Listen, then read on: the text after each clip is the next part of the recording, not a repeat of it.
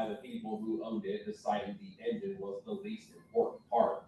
Corporate suits have their places and their own set of skills, but goodness gracious, sometimes they make some unhuman-like decisions. Now, what the Dukes of Hazzard actually teaches us. The story of the show, The Dukes of Hazzard, is usually told as a story about a show that got old. What's good? What's good? What's good, baby? It's your boy Trex, the Sports Junkie, and welcome to the NBS Show. I got my brothers with me. One's missing. He comes on 1 week, tells us about how Kentucky's gonna make the Final Four. They don't get knocked out, and now he's gone. Shout out to my brother Jasper, wherever he's at. But of course, I'm gonna start with my brother, man. Bro, I'm glad box office didn't shake my hand. See how you feeling, bro? North Carolina goes down to VCU. What up, man? QB gotta go. QB gotta go. Hey, bro. If he didn't have to go, if it wasn't a thing before now that North Carolina fans wanted him out, I'm in a fan club on Facebook, and you should see the memes, bro. They like Hubie. I hate that for him. You know what I'm saying? He's an alumni. He came back getting that what he said was his dream job, and it might be dumb luck. Your best player gets hurt, but y'all were up 19. Yep. So you blow a 19-point lead, bro. I'm inclined to believe it's coaching, bro. I'm inclined to believe it's coaching. So I'm not doing too well. I'm 100 pounds lighter. $100 lighter, not 100 pounds, not yet. But $100 lighter, man. That's another reason why he must go, bro. Well. Because AX, I know you don't pay attention to me and C when we bicker in the chat. But I kept asking, where's big LSU in this tournament? And C goes, well, I'm a North Carolina fan with college basketball. He goes, where's Texas and VCU? And next thing you know, VCU and UNC get scheduled. And I'm like, oh, here we go. You wasn't happy now. Don't act like you. Oh, and then VCU takes down UNC, and now Texas is in the Sweet 16. So you got your answer, C. That's where they at. All right. So let's go historically then. How about that? Like you like to do. Right, let's go blue right blood now. then. Let's go blue blood. We talking right now. That was a cool moment, bro. What up, Mr. Box Office? Hey, man, I'm glad you didn't shake my hand. I don't even know why I put my hand out there. I'm glad you just ignored me. Because, boy, I'm watching it. I'm sitting there saying, bruh, North Carolina's about to blow these fools out. I don't know what box office was thinking. I honestly changed the game. I swear to God. Wow. And then I click back and I'm like, these fools are right there with Carolina. Oh, my God. Carolina sold, see. They missing free throws down the stretch, bro. Bro, we went up 17. I said, man, I'm finna go. I went and took my shower. I came back out. We were up 8. I said, boy, what the hell happened? Like, and I didn't have, usually I have it on the game on every TV in my house. So if any room I go to, I can watch the game. But I went, took a shower in my room. I got out, got dressed or whatever, and I was coming back to watch it in my living room on the big TV. Man, I come back in there and look. I said, we up 8. And then we turned it over like immediately as soon as I started watching it. I said, bro, what the hell going on here? And it's just like we couldn't make a bucket. And VCU, what's that boy's name? Terrence Hill, bro. Bro. He plays like the college version of Allen Iverson. That's exactly who I said he looked like. He looked just like Iverson. He looked like Iverson when Iverson was at Georgetown, bro, to be honest. I said, bro, I watched that game. I said, he needs to be the number 1 pick in this draft, bro. I was so impressed because it was like he made every shot. I saw him miss like 1, maybe 2 shots that whole time during that whole run. I think maybe 2. I know he missed 1. Because I remember I exhaled so hard because we got the rebound too. I was like, bro, this dude not missing. And then we went in overtime. I said, surely we'll win in overtime. But there was just gas, bro. The Tar Heels were just gas. They didn't have nothing left in the tank. And, you know, you ain't have your best player and you get in a tight game like that. Anything can happen, bro. The worst thing that could have happened was them going to overtime. Momentum shifted. I knew when that game went into overtime, I knew VCU had them because the momentum shifted. I was like, UNC's can't recover from this. And then UNC, the first 3 minutes of overtime, couldn't score. They didn't score a single point. So I knew VCU had them when the momentum shifted. That's just how basketball is. Richmond, Virginia was rocking. I mean, every bar was full for that game. What's crazy is the numbers came back. That's actually the most watched first round game ever. Really? Wow. Which I couldn't believe what I was reading, but I think people realized maybe when the comeback was going, and the only other game apparently on at that time was Michigan and Howard, and Michigan was destroying them. So everyone flipped to that, I think. Right, yeah. And if y'all remember last week, I called it. I said I think this will be the best first round. You did say that. You did. You know what I'm saying? I wasn't poo-pooing on VCU. I knew they were the team, but yeah. I just thought, I mean, no way they were supposed to lose to them. Yeah, you know I agree. But it happened, man. It happened, and that's what the tournament is all about, bro. That's what the tournament is all about. Yeah, and actually VCU extended their coach today, Phil Martelli, which is a really good coach. He's a young coach. This is his first year at VCU. The only issue with VCU is they're not Power 5, so all of those coaches go. And VCU's had some really good coaches. Will Wade went to LSU, now is at NC State. They had Ryan Odom last year, who's the UVA coach now, that just lost yesterday. So VCU's had some coaches. I think this guy, Phil Martelli, is going to be next, bro. He's going to be at a big program in 2-3 years. VCU's pushing to get in the Big East because they want to be a bigger name. So they're trying to get in the Big East, and I think that would be awesome. I think that'll be good for the Big East itself because the Big East isn't the Big East like it used to be. Right. So, I mean, they do still have UConn and St. John's, but it's not what it used to be, like you said. Right. So I mean, you get a team like VCU in there that automatically injects some excitement back into the Big East tournament. You know what I mean? I agree. And that thing needs to go back to New York. Those Big East tournaments. Yeah, in the Garden, bro. Yeah. So, well, let's start there. I want to start right there at VCU UNC. Does Hubert Davis deserve to go? I want to start with that because I'm reading that Hubert Davis and UNC have been talking last couple of days, and there's no decision. Usually when you hear that, though, that means usually he's gone. Yeah. Right. So do y'all think he should go?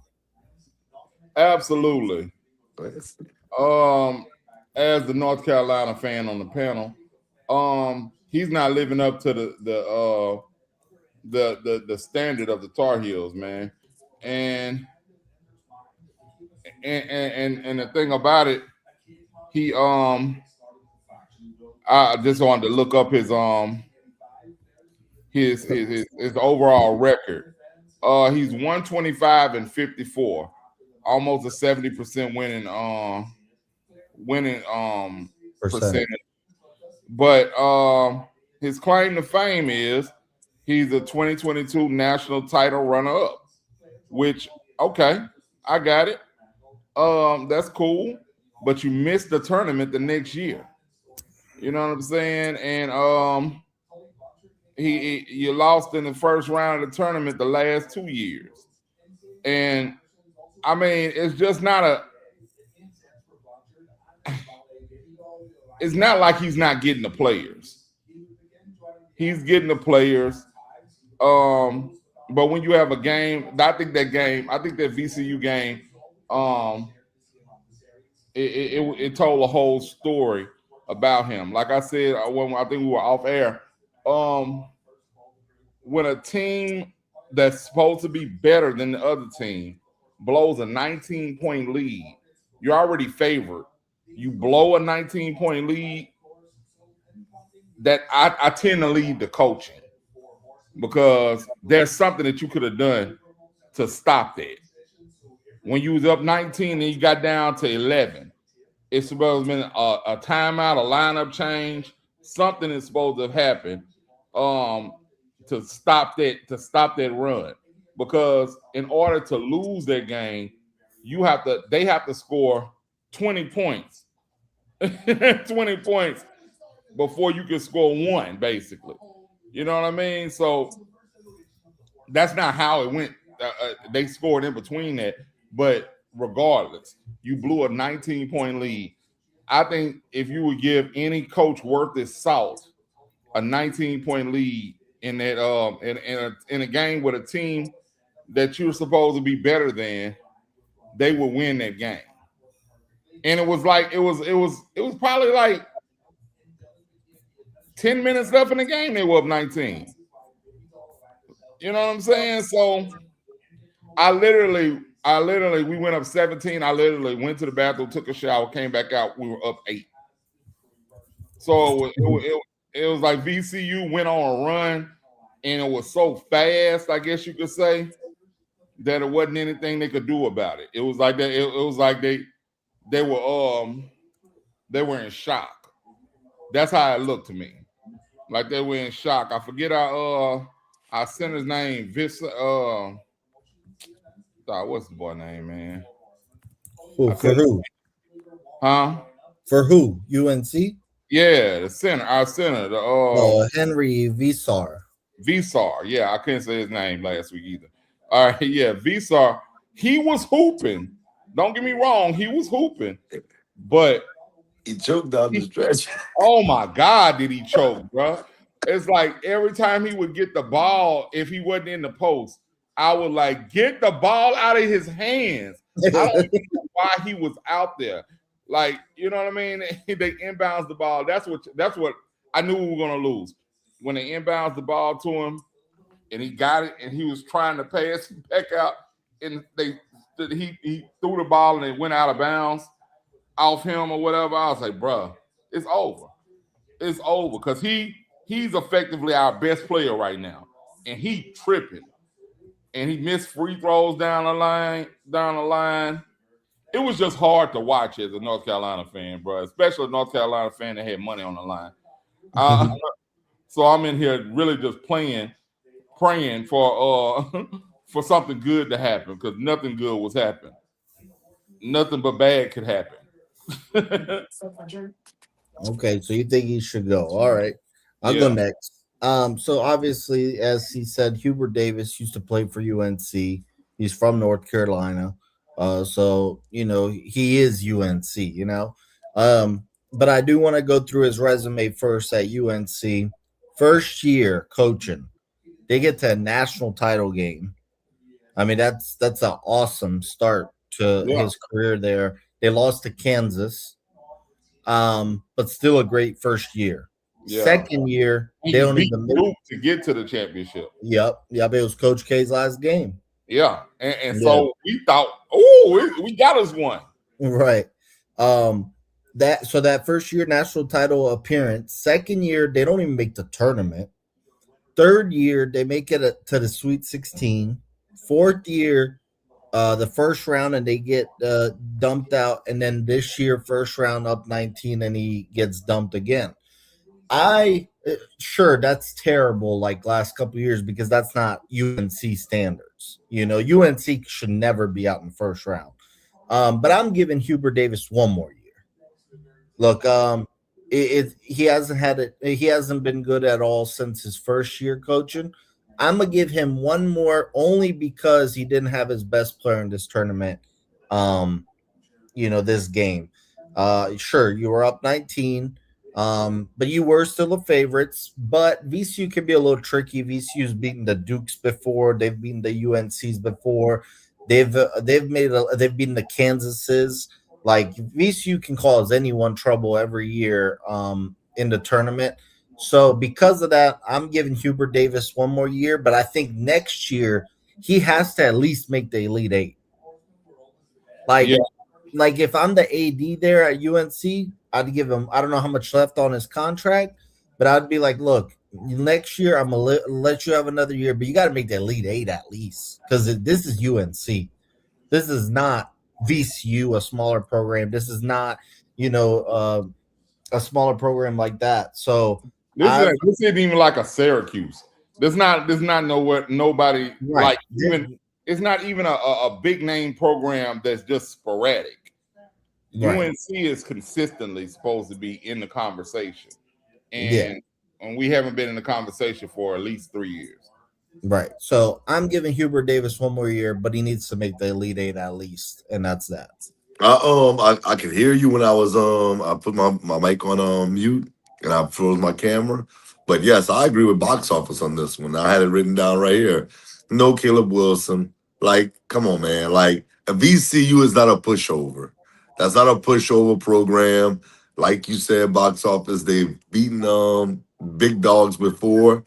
And also, I feel like Hubert Davis has been good versus Duke.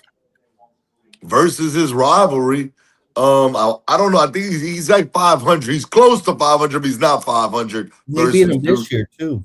Right. So my thing is, and if you look in the recent history, Duke has definitely got better players than North Carolina, in my opinion, coming from high school. So I just look at that and I say, okay, he's still competing with Duke. He's like 500 versus Duke. Did they drop the ball this year? Sure. But what coach hasn't dropped the ball in college basketball? I know it's North Carolina. I understand what C's saying. And North Carolina is supposed to be at the upper echelon of college basketball. I get all that. But if you replace him, who are you going to replace him with, C? I'm using your theory on you right now. Like, he knows Carolina. He's actually been competing with Duke year in and year out. Like, he ended Coach K's career. Like, I don't know, like, what else do you want from the man? To not get your ass put out in the first round 2 years in a row and miss the tournament completely the year before that. Like, it's like this 3-year run erases that first year. Well, I'm saying, okay, but let's take any team in the tournament right now. If they lost their best player, you wouldn't say to yourself, man, I'm gonna give them a pass this year, especially losing to a team like VCU. It wasn't no scrub team. Like, that's my thing. If it was a scrub team, and I don't mean to be disrespectful, but a team that they should beat. VCU box office thought they were gonna win as soon as he knew Caleb Wilson wasn't playing. But here's my thing. I actually really do agree with both of y'all. I'll give him another year. I'll give him another year for the simple reason that Caleb was out, right? But I would almost charge him to making the Final Four. Damn. I would almost charge him to making the Final Four and to bring in an elite class this year. Because, like you said, he's competing with Duke, but he's not really competing with Duke in recruiting. Duke is consistently getting the better. What if John Shaw loses this upcoming weekend to St. John's? He's had great recruiting classes and still hasn't won. Should Duke move on from him? No. I'm just saying. And you can make a case that he's had like the top talent come to Duke. But that's what I'm saying. Like, we were talking about Harbaugh, and I asked box office, what does he do great? What does Harbaugh do great? If you are a coach and you seem like you do something great, he recruits great. He obviously recruits great. He's going to have the last 2 number 1 picks. Well, no, not this year. I don't think Booster going to win, but I could be wrong. But like what I'm saying is he's in the conversation. But I would say Hubert Davis has been good versus his rival, Duke. But what C's saying, though, that makes Shire a little different here, and I do agree with C here. Shire, like last year, Duke, I believe, was a 1 seed, got to a Final Four. They're 1 seed again this year. Shouldn't they be that with all the talent that they're getting every year? Should, but basically, I guess the mindset is once you're 1 seed consistently, everyone's like, you're going to get over that hump eventually. USC is basically saying UNC isn't even like a top 3 seed under Hubert Davis last couple of years. Nah, and here's the thing. I would say he had a harder job stepping in, replacing Coach K, and still getting elite recruits. Because you see, North Carolina isn't getting those classes anymore like they were doing with Roy Williams. You know what I mean? So Coach K leaves, he comes right in and boom, he's getting the top classes right out the bat. And they're not just coming because it's Duke. They coming because they believe that it's Duke and we can win there. And it's kind of like what Franchise was saying last week. I believe Coach K is still doing a little something behind the scenes. He is very involved, I believe. Well, Roy Williams and Michael Jordan and all the UNC guys. Hey, but here's my thing. Why they not then? Right. You know what I'm saying? It's a reason why I believe Coach K is still having an impression on Duke, and Roy not having an impression on North Carolina like that. MJ not having an impression on. And if you go through the resources that North Carolina has as far as people who used to be in that program, they have a lot more recognizable players than Duke does. If you want to just that resonate with the kids these days, so it's a reason why the alumni is not chipping in and getting players to come there like they do at Duke. You know what I mean? So I do give him another year. I will give him another year just because if you bring him in there to have that conversation, if you're the AD and you bring him in there to have a conversation, his response to you is going to be like, "Hey man, if we had Caleb, bro, we probably would have went to the Final Four this year." That's going to be his conversation because he can say that. Oh man, you saw what we did. How we had. If we had that would have been a blowout. No way we losing a 19-point game. We probably beat them by 30.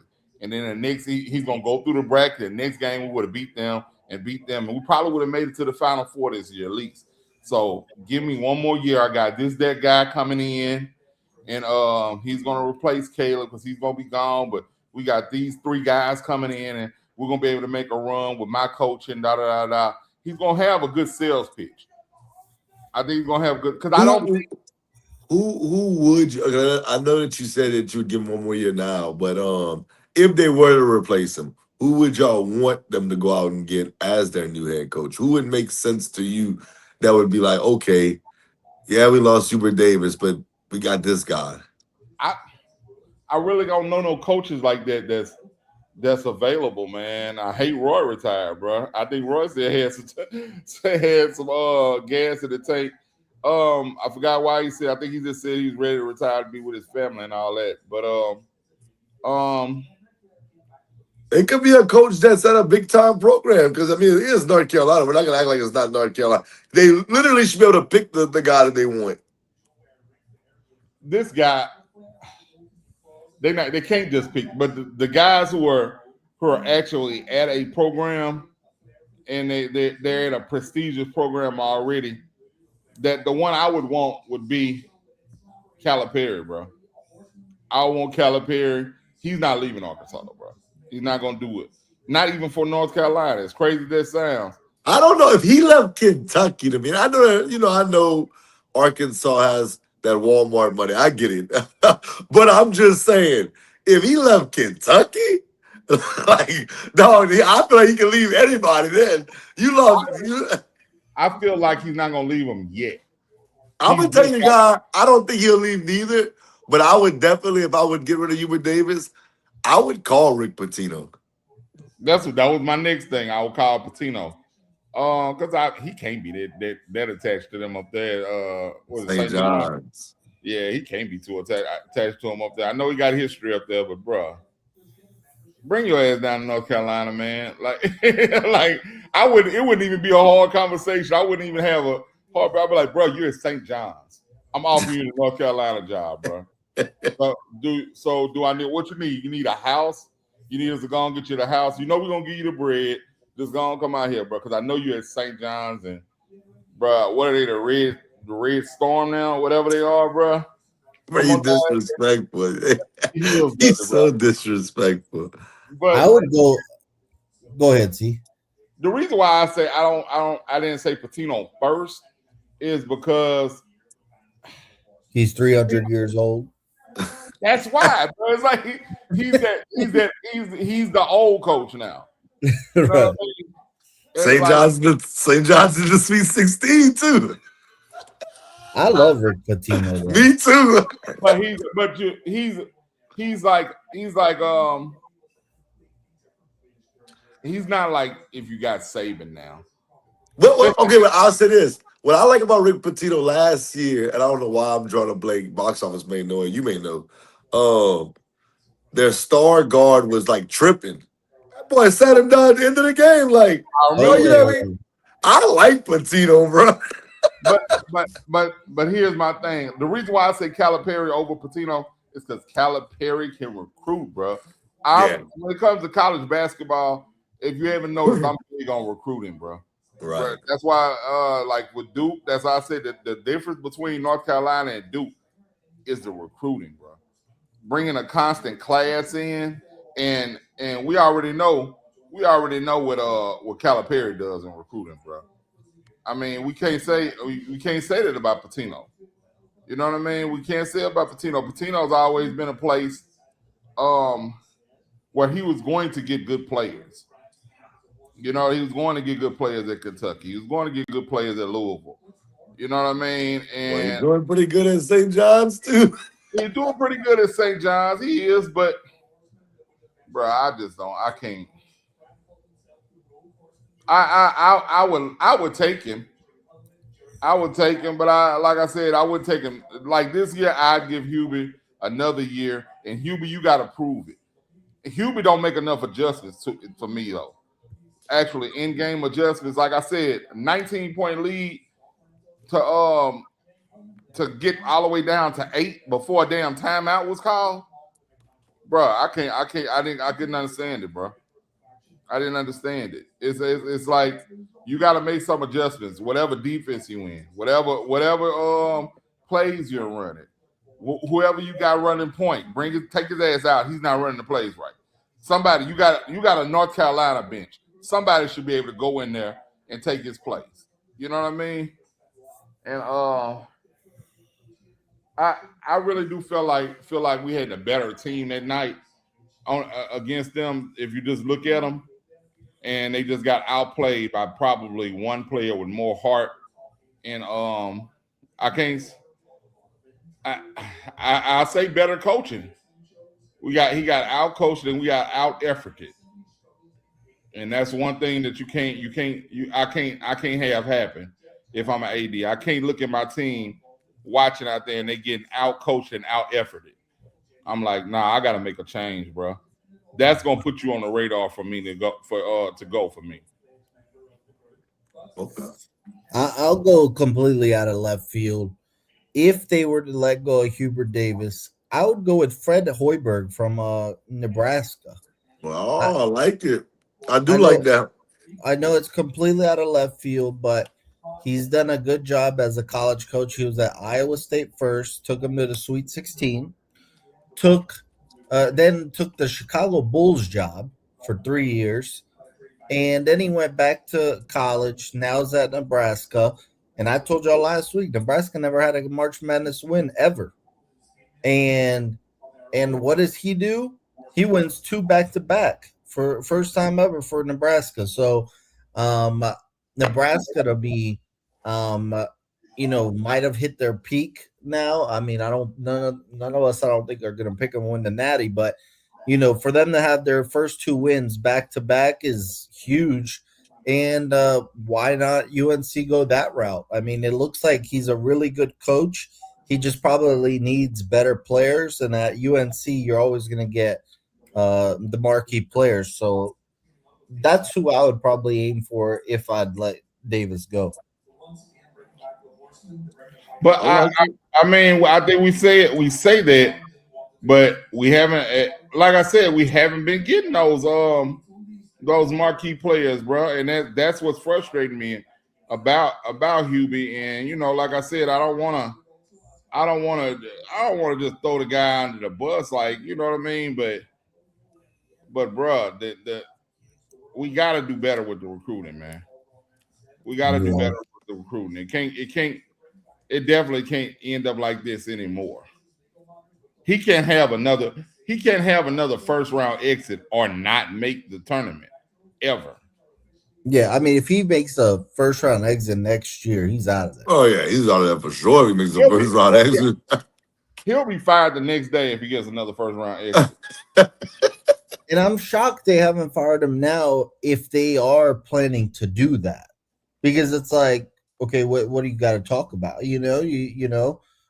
So the more time goes, it makes me think that maybe he actually will be brought back, but we'll find out here soon. Let's move on. We're going to talk more of the tournament. Let's get to your winners and losers this past weekend.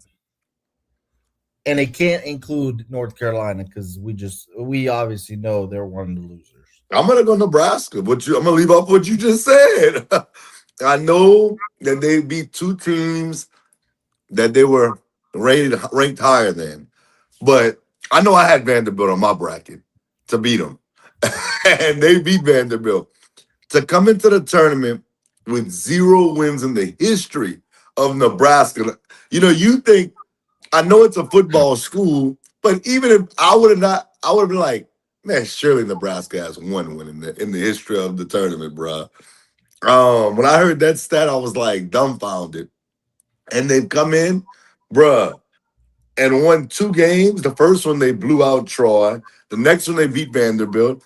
And what's crazy about Nebraska's situation, I don't know who I'm gonna pick. I know we're gonna pick our game soon. But they're the highest seed over Iowa, too. So they might be the favorite. I didn't check Vegas. I know I'm not a Vegas guy. They're a 1-point favorite. So they're the favorite to go to the Elite 8 after not having no wins in history. They have to be the biggest winner. I didn't have them here, and I just think that that's awesome for that program. And Hoiberg, what he's been able to do over there. So shout out to Nebraska. That's my biggest winner. All right, I'm gonna go another direction. Even though you're right, you're definitely right. I'm gonna go with Tennessee. Tennessee, they cooking, man. They upset Virginia, and I actually had them beating. I think in my bracket I had them making it to the Sweet 16. Shout out to you. And I mean, I just think that they're a more mature team than a lot of these teams. That they got. I think they got a team full of like sophomores and juniors. They don't have many freshmen playing key parts. So I think that's one of the biggest pluses that they got going for themselves. And they're 6th seed making it to the Sweet 16. That's big. Nebraska's a 4th seed, but like you said, no tournament wins up until now. That's like unheard of. So this just may be their year. You know what I mean? So I can't be like that's not a that's such a big surprise. It is a big surprise. But they have been having a good year. So I'll go with Tennessee. Okay. My winner is obviously Nebraska, but I'm going to, because X said it, I'll say another name. My winner is Texas. They're the only double-digit seed left. Sean Miller, first year at Texas. If you remember Sean Miller, he had 2 stints at Xavier. He spent some time at Arizona. Felt like he always underachieved a little bit at Arizona because he couldn't even make the Final Four ever. He got to Elite 8 constantly, but couldn't jump over that hump. Well, maybe Texas is perfect for him because in his first year, he's in the Sweet 16, and we know Texas is not a basketball school. So this is and they were in the first 4. Some people didn't have them coming out the first 4. They beat Will Wade and NC State. Yep. So shout out to Sean Miller. Maybe he's found his spot. He's a solid coach that I think could be a really good coach if he just puts the right team together. So Texas to me is the winner because they're the only double-digit seed left. What about your losers, X? I mean, I think we're all gonna be in agreement right here. Maybe box office won't, but Florida, man. Oh, Well, come on, man. Florida. Before the game, I don't know if y'all watched like the broadcast before the game, and they're like, Iowa, they can shoot the ball, but they're not beating Florida. They can only hope to stay in the game. And bro, Iowa outplayed them to me 85% of that game. I think Iowa won the game. I think Iowa almost gave the game away at the end. But Florida to me, I know on my original Final Four, I had Florida, and I was like, man, box office talked me back into Houston because I was like kind of like going back and forth on Houston, Florida. I'm glad I went with Houston on that. And that's a shout out to you, box office. But yeah, I just think that Florida, bro, losing that game to Iowa, that's a tough blow because you're the defending champs. You're going against the 9 seed. You should have been able to handle that situation a little bit better. So they're my biggest loser. They're not even in the Sweet 16. bro, that's stupid too. God, stupid Florida. They're messing up my whole bracket. Nonsense, bro. But yeah, okay. I'm sorry. I'll go. Florida. I'm not going nowhere else but Florida, dumbass. They went out there and lost it and messed up my bracket. I think I was more pissed off at them losing than I was in North Carolina, and I lost money on them. But it's just like, you can't lose already. I had them in the Final Four. They lose in the second round. You know what I mean? And to Iowa. That doesn't even sound right to me. Florida lost to Iowa in basketball or anything, to be honest. That doesn't even sound right.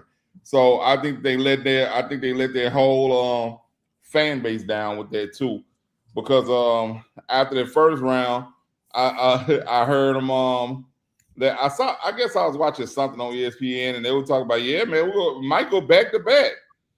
Like I knew they weren't gonna go back to back. but surely I didn't think they were gonna go out there and lose the Iowa the next game, bro. Hey man, shout out to everybody that picked Florida to win it all, man. I was like, when I saw it, I was like, thank y'all. I was like, I don't know what y'all saw. I told y'all last week, well, before the tournament started, I said Florida was the worst number 1 seed in the tournament. Yeah, you said that, and I agree now. But they are a good team. I just think I do think they had a bad night, though. I think Iowa played well. Yeah, I mean, because if anybody had to pick that all over again without knowing what happened, yeah, I think we all would have picked Florida again. I would still pick Florida. If they played again, I would pick Florida. Yeah. So, I mean, it is. I'll go next. I'm not going to go with Florida only because I didn't have them far in my bracket anyways. So I kind of expected Florida to go down eventually here within the next game or two. I'm going to go with Gonzaga. Gonzaga was not the Gonzaga team that we are used to seeing. Not a good performance at all against Texas. Honestly, they deserved to lose because they were down the whole game, and Texas finished them off. They were clutch down the stretch. Just not the great Gonzaga that we're used to.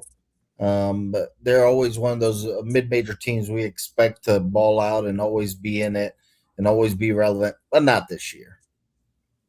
Gonzaga is the Boise State of basketball, bro. Right. I think that's a good comparison. Yeah. And I do want to say another shout out to another team, man, because we was on here giving them a hard time. Alabama, y'all know I don't want to give them a shout out, but 2 games, they dropped 90 in both of them. And they won over 20 points, 20 points or more in both of them. And a lot of people thought Texas Tech would beat them or Akron would beat Texas Tech, then turn around and beat them. Alabama's been dominating teams so far, even without Holloway. I knew Akron wasn't gonna beat them, but I thought the Texas Tech thing might have been a better game, definitely. Okay, biggest surprise of the tournament. Ooh. I'll go. Texas. Go ahead. You're surprised, really? I'm like, really? Yeah, bro, they was in the first four. Like, Yeah, but I didn't think they were that bad. I don't know. Go I'm ahead. just saying, bro, you had teams like Prairie View in the first four. That's what I'm saying. Like, that's the level that they were. They were begging to get in the field of 64. So they make it to the Sweet 16. That's a big surprise to me. Okay, I'll go next. Okay, go ahead. You good? Thinking about it, I'll go with Alabama. They balled out. I thought they would struggle a lot more. A lot of people thought they'd lose to Hofstra. Right. And once the young man got kicked off the team, I thought they'd really miss him because he was their second leading scorer. So I'll go Alabama. They look really good. That's what I was gonna say before you said it, but I'll go. I didn't think High Point would play as well as they did. I know they lost in the second round to Arkansas, but they gave Arkansas all they can handle in that game. So I think that's my biggest surprise because I'm sitting there like, bro, I don't even know where the hell High Point's at. Dude, y'all know that my daughter told me where High Point was at because she applied to go there. And I didn't even realize that. She was like, Dad, it's in Carolina. It's in Carolina, right? Yeah, it's actually 3 hours from me. It's So yeah, a little city called High Point, North Carolina. Right. So she told me that, and they beat Wisconsin. Like I said, in the second round, they gave Arkansas everything. I think that's probably the biggest surprise because I didn't have them beating Wisconsin, and I for damn sure didn't think it was be a close game versus Arkansas. They're apparently a really popular and really good design school. And they showed a stadium of how they designed the stadium, their basketball. That thing looks sick. Well, that's why, because my daughter was going to school for graphic design. So you see that? Oh no, interior design. I'm sorry, interior design. There you go. I don't know if you saw when they beat Wisconsin. Did you see their coach's interview? Yeah, their coach is a damn fool. Like he was just goofy as hell. He was so passionate. He's like, hell yeah, we're mid-major. Hey, they almost had Arkansas too. So hey, man, shout out to High Point, man. Mm-hmm. Yeah, man. Mr. Acuff wasn't taking that, bro. Don't worry about that. Okay. Let me see. All right. What team has looked most impressive so far? Ooh. Damn sure ain't Duke. I'm gonna say I'm gonna say this. I want to give you your flowers right now because I was kind of hard on Illinois. So shout out to Illinois. That's not the pick, but I'm gonna say shout out to Illinois. They've been very impressive. But I'm gonna go Houston. Houston's just smacking teams right now. They're actually showing that they're, one of those teams that I can see why people picked them to win the national championship. I'm sitting there about to watch them versus A&M, and I'm sitting there like, man, them kids know each other. That's right by each other. College Station, Houston, that's not far. I'm like, bro, they have to know each other. They're going to put up a fight. Yeah, get beat by 31. So I'm going to say Houston's been the most impressive right now. Houston looks like a juggernaut right now to me. I'm going to go the other way. Just because I said something stupid last week. Arizona, bro. Arizona has looked like probably the best team in the country to me, bro. I know Houston has looked real good, but I think it's more about the competition than actually how good they actually are. And I mean, I'm not for the cap like Arizona been playing just some stud teams, no. But I just I think that they look better and more cohesive as a team. I can see them making that kind of a run. And they've been looking impressive to me, bro. Maybe it's because I wasn't as impressed going in, and then when I actually get to see them on a consistent basis, how good they look, I'm gonna go with Arizona. Okay. All those teams have been impressive. I'm gonna go a different route though. I'm gonna go Michigan. Michigan has destroyed Howard and St. Louis. It wasn't even close. Lindenborg looks really good right now. Mm-hmm. He looks like a stud. Dusty Mayman was a great hire. And I think I said that when it happened on here because he took that FAU team to the Final Four. And I was like, well, what the hell is he going to do at Michigan? He's gonna kill it there. and he really has. So Michigan's one of those programs like Florida that always stays relevant in basketball and football. Like they just know how to stay relevant, and Michigan basketball has always stayed relevant. So shout out to Michigan; they've looked very impressive so far. Okay. All right, let's move on. We're gonna look in. Hold on. Before we move on, one Yeah. question: the banter, them getting put out in the first round. Do you believe that hurts his stock in the draft? Hell no. It doesn't hurt it for me at all. The dude had 35 points, the rest of the team had 36. I mean, Bro, that's insane. but I'm not a fan of the Peterson guy at Kansas. Like I just didn't like all this noise all year about how he's cramping and he doesn't. They don't know if he wants to play, and then he didn't play well against St. John's. Meanwhile, DeBanza, every time I turned on the game, he just showed up. He's hooping. Hey, hooping every time I done seen him, dog. Yeah. And I'm just saying, but I think we all said it on here. I think we picked BYU just because it was like there's no way he's gonna go out in the first round. Right. But I just see him being like you said, he hooped. He hooped, man. 35 points. That's like, what you want me to do, bro? Yeah. It's me and a whole bunch of scrubs. You know what I mean? That's what. Dang, see, don't call them boys scrubs, huh, bro? Hey, all right, let's see how good BYU do next year. Come on, everybody get some recruits. They might might not get no recruits, bro. That's what I'm saying, man. It looked like LeBron taking the Cavs to the finals, bro. and he just the only one out there that can play basketball. And I was like, dog, I feel so sorry for him because he reminded me more of Wemby. He reminded me of Wemby. It looked like he really wanted to win, and he just didn't have the talent around him to do so, bro. You know what I mean? To me, the best two players in the country are DeBanza and Acuff. Yep. That's all I bet, bro. Acuff, if he doesn't go top 3, bro, I don't know what's going on. But you have to take into account that the college game is so much different than the NBA game, bro. I mean, of course, but I'm not impressed by Boozer, and I'm not impressed by Peterson. Peterson's a bucket, bro. That boy's a bucket. I know he's struggling against St. John's, but we just talked about how good Patino is. Patino puts his defense in positions to give you trouble. I think Peterson should be number 2 in the draft. I said that before, and I'll say it again. I would never take a player on that has the problems he does, bro. I would never draft him. I would not. If I had a number 2 pick and I could choose Acuff, I'm choosing him. I'm not taking picks, bro. I would take Acuff too. Wow. Okay. We'll run this back. I know the game is different. I know the game is different in the NBA than it is in NCAA. But guard play, great guard play, it translates, bro. It translates. And I think Acuff, I think he's a great guard. I think he's a great guard. And I think that he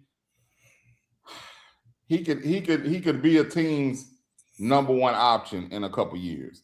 Wow. I really do believe that, man. I believe that if he goes to one of these sad teams that's picking in the I think he's a scorer, but I don't know if I feel like he's like a number 1 option on a team in the NBA.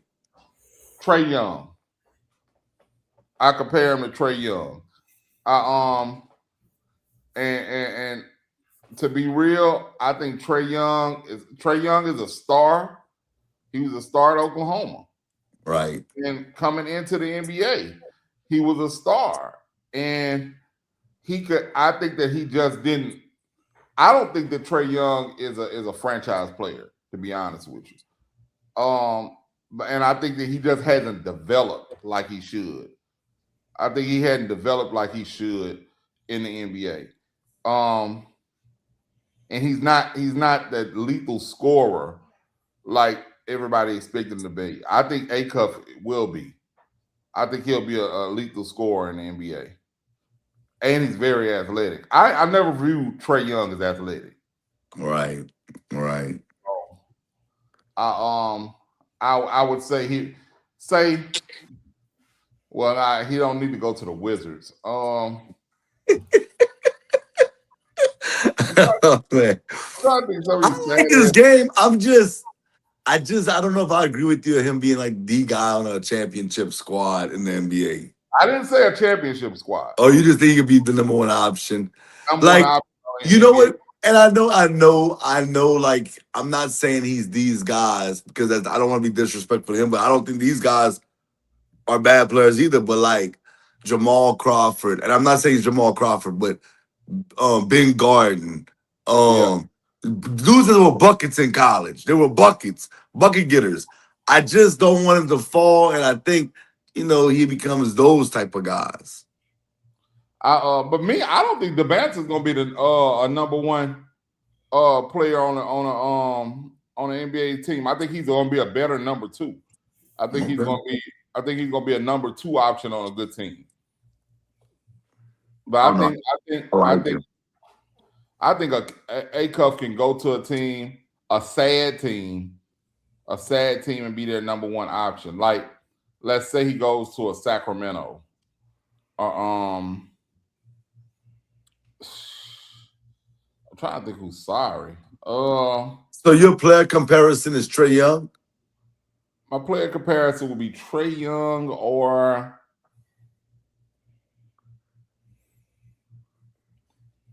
I'm saying Trae Young kind of because of the size more and that he can shoot. And I'm thinking about Trae Young in college.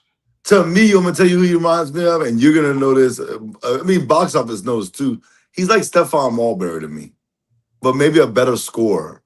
Like that's probably like where I see him. Like Marbury was a bucket, and I know Marbury was good, but I don't know like if he's gonna be like.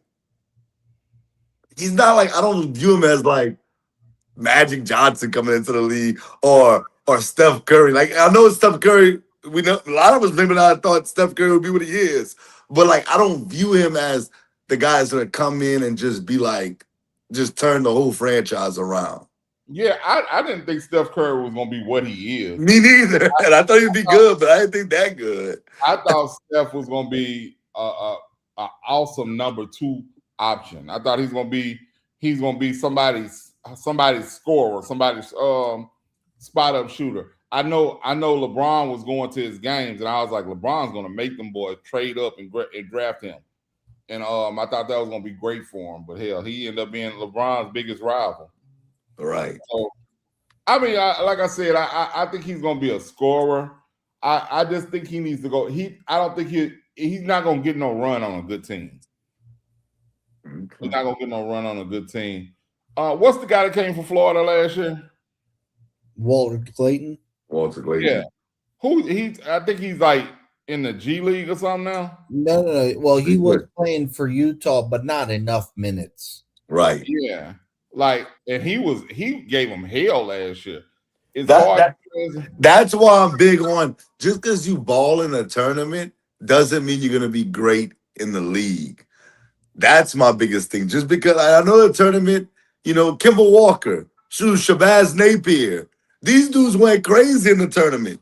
But I mean, Kimball Walker had a good career. I'm not gonna say a bad career, but he was cool. Injuries hurt Kimball. Kimball really could have went crazy in the league, I think. And Clayton got recently traded for Memphis, but I think he's getting like 20 minutes a game. It's not like playing the whole game. Yeah, and Memphis another sad ass team. He could go to Memphis and eventually, when they cut ties with Bang Bang shoot him up down there, he could be the best player on their team. Right. This dude is off the chain, bro. Yeah, I would say my player comparison today, and I know we're gonna talk about it more for the draft. Just off what I've seen, I see a Stephon Marbury, but maybe a little bit more active in scoring. I like what you said with Kimball Walker. I like Kimball.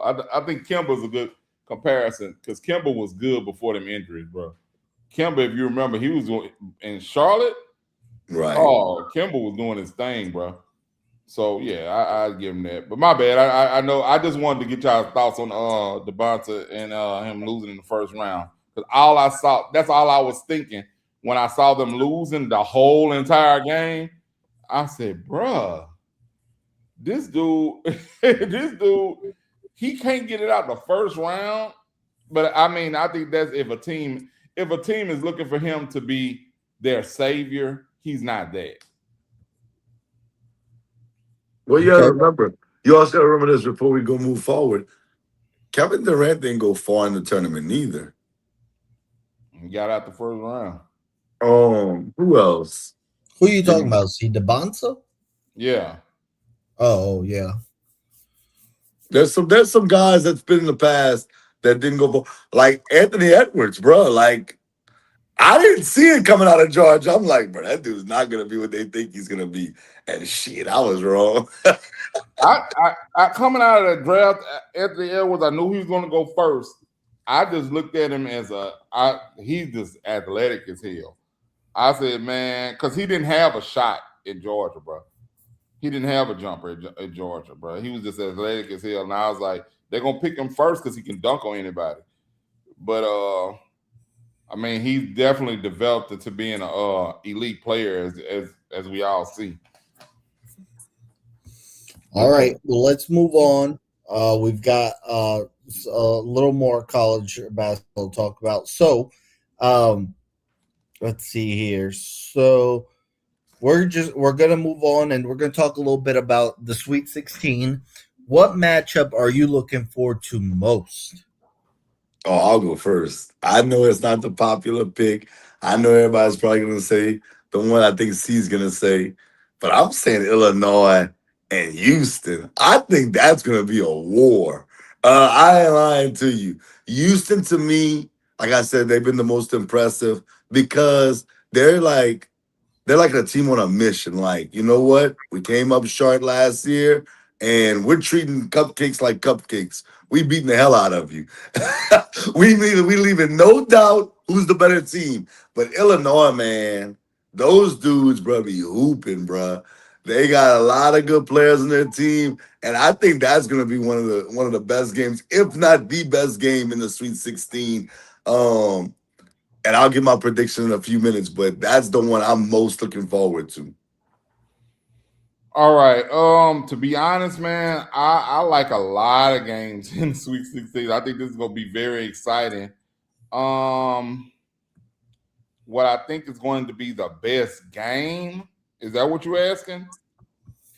Just what game you're looking forward to. I mean, that doesn't mean it will end up the best game.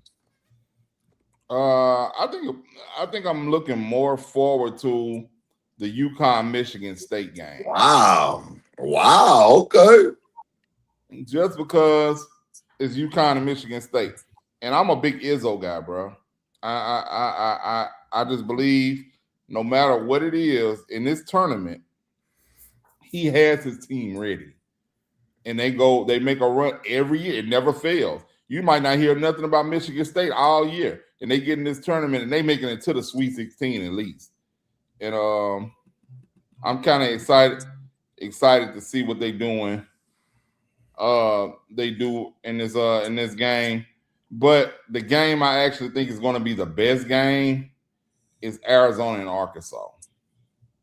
I think that's going to be a really, really good game. I think they match up well, and like I said, my favorite player in this tournament is Acuff, so I want to see him go out there and get some buckets, bro. All right, well, let's get to it. We're gonna get to our Sweet 16. What game are you most looking for? I agree with X here. For me, I had Illinois in the Final Four, and I knew they'd come across Houston, but Houston's looked even better than I thought they would. They're dismantling teams. They look really good. Calvin Sampson's got the crew back at it. The only thing, even though I had Illinois winning this game in my bracket, what I don't like about for Illinois in this game's in Houston. Mm-hmm. Like Houston's not moving anywhere. This is easy for them. So that's a huge advantage. And they're going to have the crowd behind them. So I just think that these teams are equally matched. I think it's a great matchup. I'm looking right now. Houston's a 3-point favorite. I think with the game being in Houston, that sounds about right. Like that's very fair. I do think Duke St. John's is very interesting. Yeah, I think it's interesting too. That's interesting because Duke's not playing their best, and Patino's got them boys with a lot of confidence right now that they beat Kansas. Yeah. So that could be a scary one. So let's get into it. What I'm going to do is I'm going to do the games in order this weekend. Okay. And we will pick them. I told Antonio to send me his picks. We're not going to keep up with the Sweet 16 picks. We got the bracket already done. That will be our decider. But let's let the people know. So, first game Thursday night, Texas versus Purdue. Yeah, I got Purdue. Texas has to come to an end at some point. And really, the Big Ten's been representing this tournament very well. Purdue's played very well. Miami gave them a good fight last round, but I got Purdue beating Texas. I got Purdue. It sounds crazy to me, though.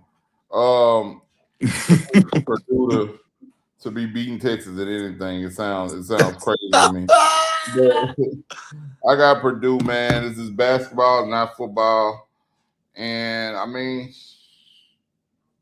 yeah, that's what I got. Boilermakers. Go do Zach Edey's not walking through that door. See? Nah, he ain't.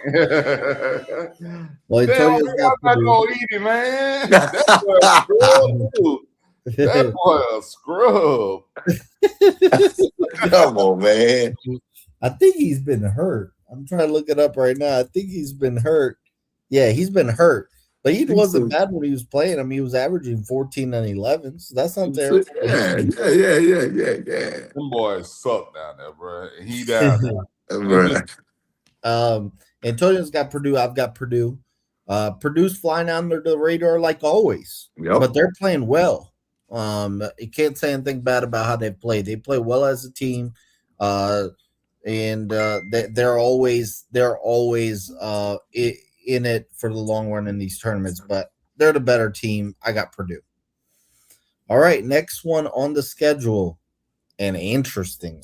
Iowa versus Nebraska. Two Big Ten teams. They've played twice this year, and they split. Who we got? Bruh, I've been going crazy on this game because I want to pick Iowa, but man, what a story Nebraska has been able to pull off to this point. I'm going to take Nebraska. Even though I ain't going to lie, before the show, I said I got Iowa in that game. I'm going to take the Cornhuskers because if Vanderbilt was playing Iowa, I would take Vanderbilt. So I'm going to take Nebraska. I'm right behind you, man. We're gonna shuck a little corn huskers, man. And I'm gonna be honest with you, I'm only picking them because they're the 4th seed now with a 9th seed. I don't trust either one of these teams. I don't know enough about either one of them, but I know 4 is better than 9. So I'm gonna go whenever I'm in doubt like that, and it's not historically no good teams. I'm gonna go with the number. I'm going with the number. Who'd you go with, X? Nebraska.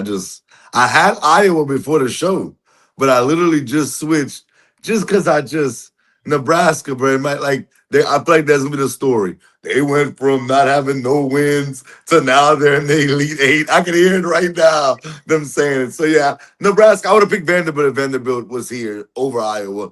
So I'm gonna pick Nebraska to beat them as well. Yeah, Antonio's got Nebraska. Last time these two teams played, Nebraska won.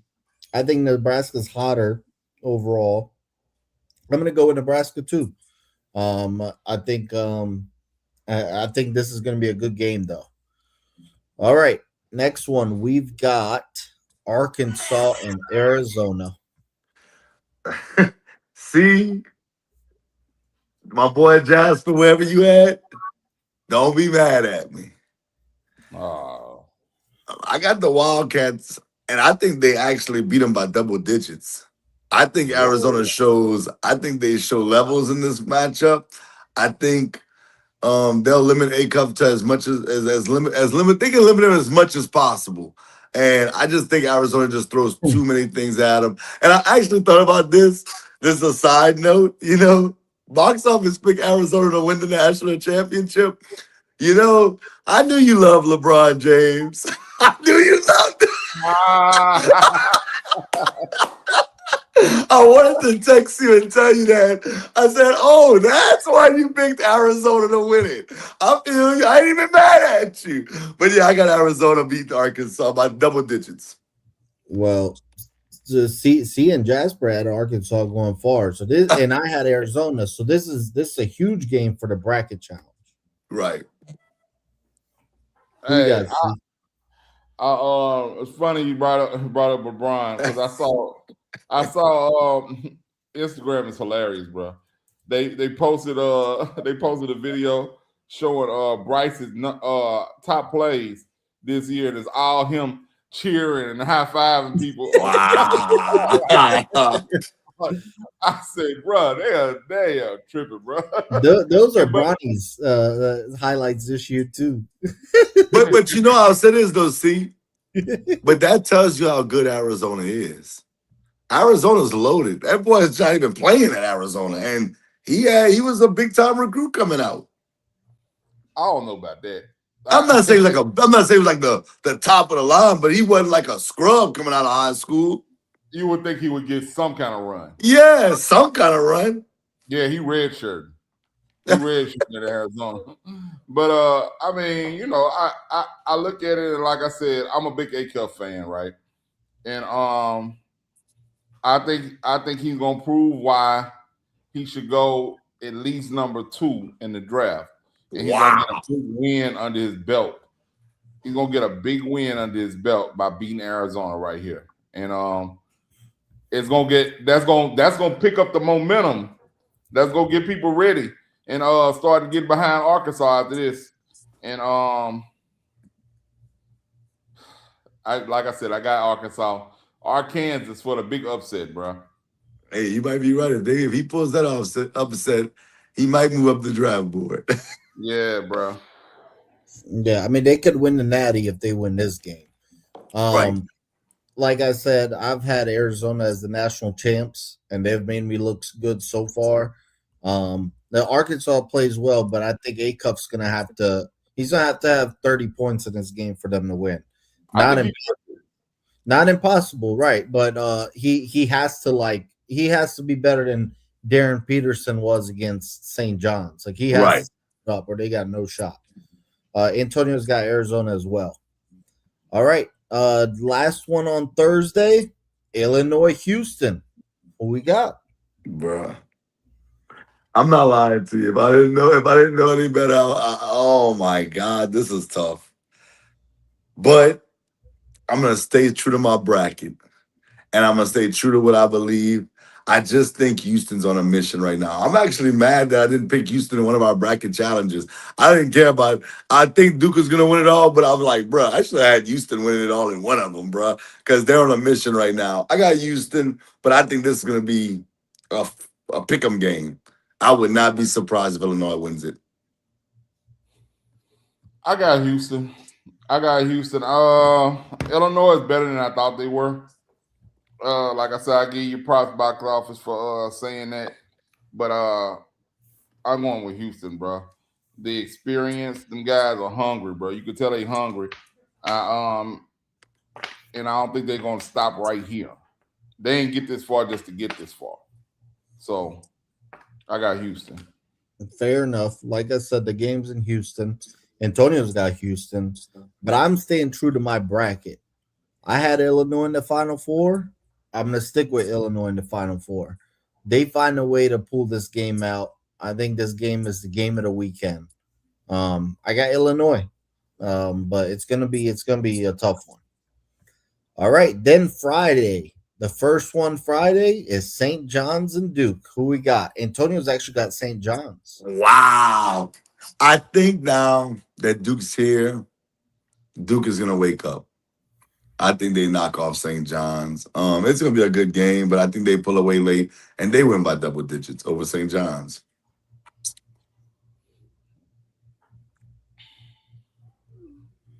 I got to stay with my bracket. I'm going Duke, but I'm not confident. Oh. They have really shaken my confidence in his first 2 games, bro. Really shaking my confidence. They don't look like the same team they've been looking like all year. Yeah, I feel the same way as C. Even when I did the bracket, I was so close to picking St. John's this game just because of Patino. I think there's gonna be a war. I'm gonna stick to Duke because that's what I picked on my bracket. Not confident at all. Like I could see St. John's getting this done. I really could. All right. Next one Friday night is Michigan and Alabama. Oh, both teams have been balling. But at some point, my boy not being there has to play some type of factor. So I got Michigan. They'll get it done. They'll advance to Elite Eight. Yeah, this is where they run into their problem. I'm going with Michigan. I'm going with Michigan. Okay. I think Michigan by 10. I think just Michigan's way better than everybody else. Alabama's look good in the tournament, but they meet their match here. I got Michigan. Antonio's got What Michigan. I like about Alabama, they got lengthy guys. Like they got lengthy guys, and I think that's become a staple of their team. As you notice, the last probably 4 years, they've been making these little runs in the tournament, and they always have these lengthy guys that are real athletic. And I just think that right now is just they're gonna miss. I can't even think of the guy's name, but I think they're gonna get put out because of marijuana, bro. Bro, come on, bro. Yeah. Like right. I brought that up after the show last week. I talked about that with my students before we went on the air because one of them picked that story to talk about, and I asked them what were their thoughts on it, and it's just I asked them things like that because I like to see how the teenagers actually be thinking. They're like, "Oh man, that's dumb." You know, one class, "Oh man, that's dumb." He threw away his whole future for because because of some weed. And some of the students like, "Oh man, they shouldn't even be tripping. That's just some weed." I'm like, bro, y'all gotta understand. He's already making money. He had this. They charging him for intent to distribute. So he's selling weed. You know what I mean? And I did a little more investigation there. Only doing that because he had a lot of money with it too. He had money and weed in the same area or whatever. So now that's why he's getting the selling charge on it. But I think that he probably ruined his team's chance to go to the Final Four because if you see right now, they're already in the Sweet 16 without him. You know what I mean? And the chance to beat to go to the Elite Eight is right there, and he's not there to help them. So their Final Four chances are going to be gone because of weed. They're going to lose this week. That is crazy. Just say no, man. All right, next one. Michigan State, UConn. Damn. Oh man. Both of these coaches are phenomenal. Antonio picked Michigan State. Ooh, I'm gonna take UConn, bro. I'm taking UConn, and this is a good one. This is a really good game. But as good as Izzo is, and I think that Izzo's great, bro, Hurley's just as good, bro. I'm telling you, I know he's not as necessarily as seasoned, I guess you could say, as far as with people's minds, right? But no, he's the truth. I got UConn winning this matchup. But I'm not mad at people that beat Michigan State. I'm going Izzo, bro. I'm going Izzo. I like Hurley. Hurley's proven that he's a good coach already, of course.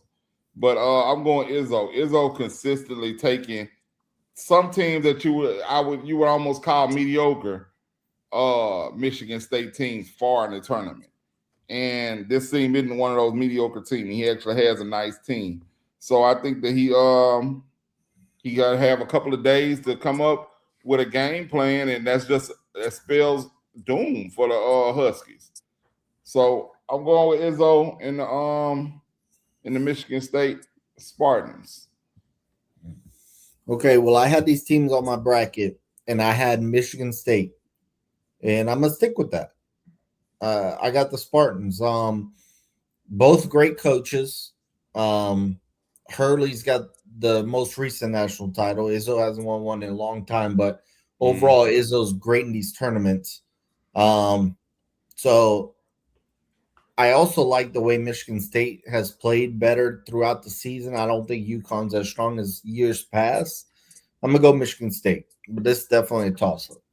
Yeah, single digit way. Yeah, and then the last game of the weekend, Tennessee and Iowa State. Okay, so I know we talk about Purdue flying under the radar, but Kentucky got lucky against Santa Clara. They got lucky. They won the game. Shout out to them. But their luck ran out when they ran into Iowa State. Iowa State has been smacking teams. I talked about Houston. Iowa State is just demolished. Tennessee State demolished Kentucky. Tennessee, they beat Tennessee State. Now they're about to beat Tennessee. Tennessee's run has come to an end. Iowa State box office had him in his Final Four. I'm pretty sure he's going to stick there. Iowa State knocks off Tennessee and advances. Hey, man. Get ready to sing Rocket Top or whatever, bro. I'm going with Tennessee, man. Wow. Tennessee is going to prove that they are not Tennessee State. They're not Tennessee State, yeah. You can take them Tigers and turn them some gun sideways and stick them up. Hey, all I'm saying is the Volunteers. I can't pick Iowa State over them, bro. I can't do it. Iowa State is with Kentucky. Hey, bro. So I don't care, man. Okay, I hear you. And that's their big win. That's what they're gonna take home. Their big win, unless they got Marcus Fires suiting up for them. They're not gonna win this game. I'm going with Tennessee. Allen Houston gonna be in the building.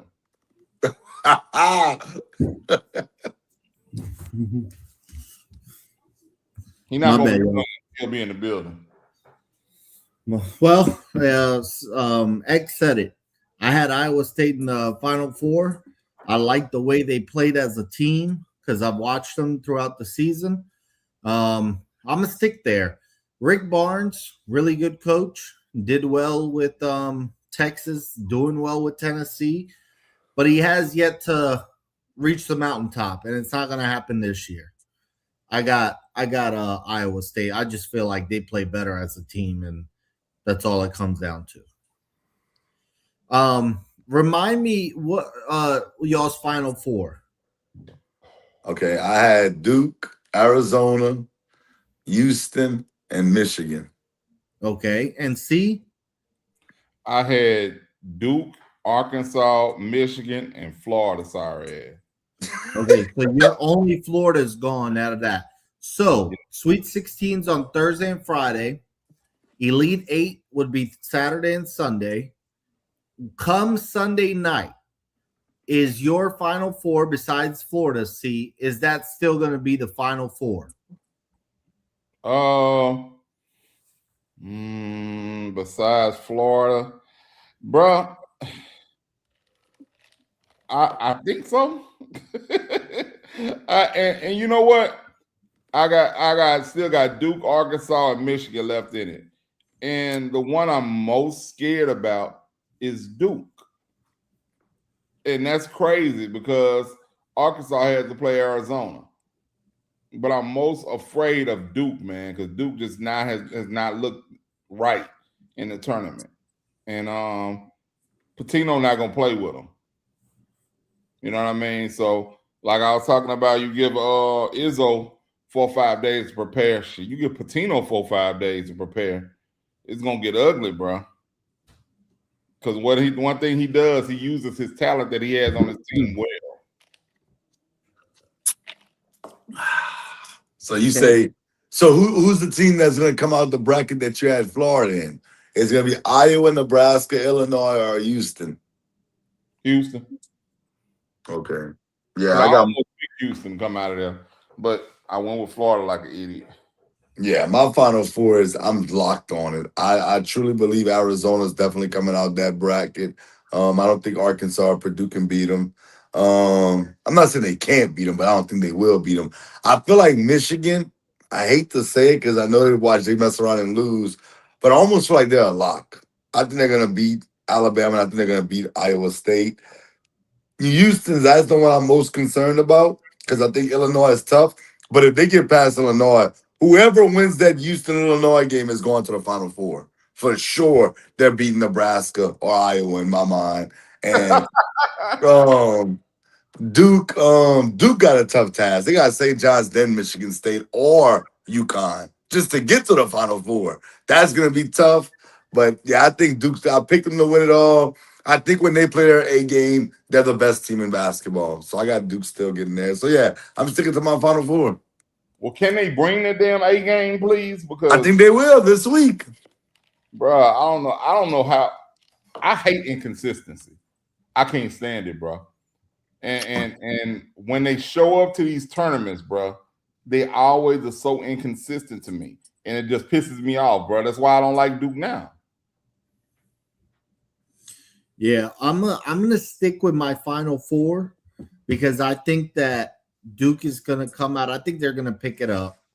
In the bottom side of the left side, I think Illinois, if they get through Houston, will get through Nebraska or Iowa. So I think they're gonna get to the Final Four like I thought. I'm sticking with Arizona on that top right of the bracket. I think they beat Purdue. And but I had Iowa State over Michigan. That's the only one that I kind of flipped the coin. And I said, I see a big upset and it could happen.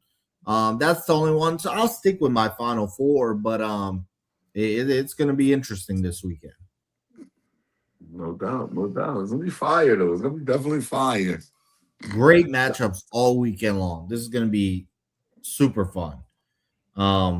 All right, well, let's move on. We're gonna, and that's it. That's all we got for this weekend with March Madness. Tune in, and we'll talk Final Four next weekend. Also, out of the 16 teams, 6 are Big Ten.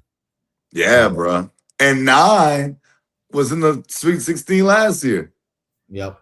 None of the teams that's here are still in the Sweet 16 the next year. Hey, bro, this kind of like in football, bro. The Big Ten got 115 teams in that conference. But It's like I'll put stock in it because it's definitely impressive, but I'm not gonna put that much stock in it, bro. They got all it. Every team that's not in the SEC or the ACC is in the Big Ten, bro.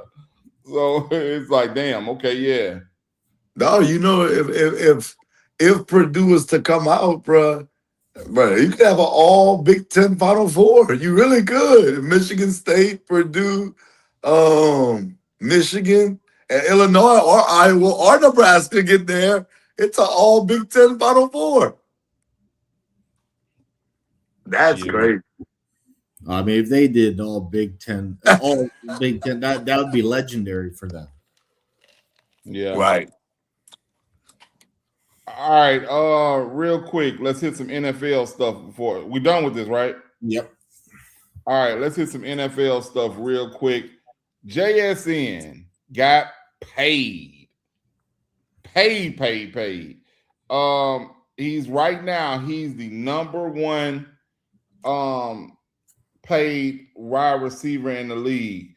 What's y'all's initial thoughts on his contract and him being the number one paid wide receiver in football?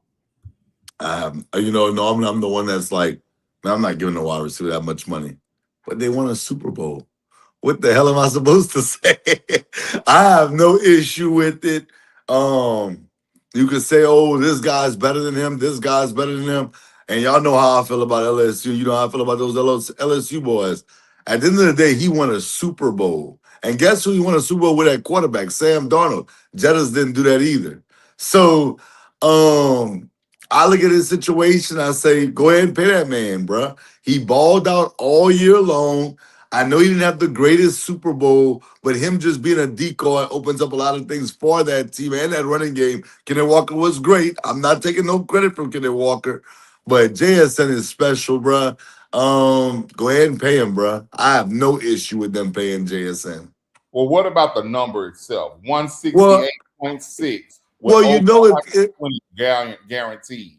well, you know the number is going to go up because it's just going to constantly go up. So I have no issue with it. I know it's crazy. I know it's crazy for me to say that because y'all know I'm like, hell no, I ain't paying nobody.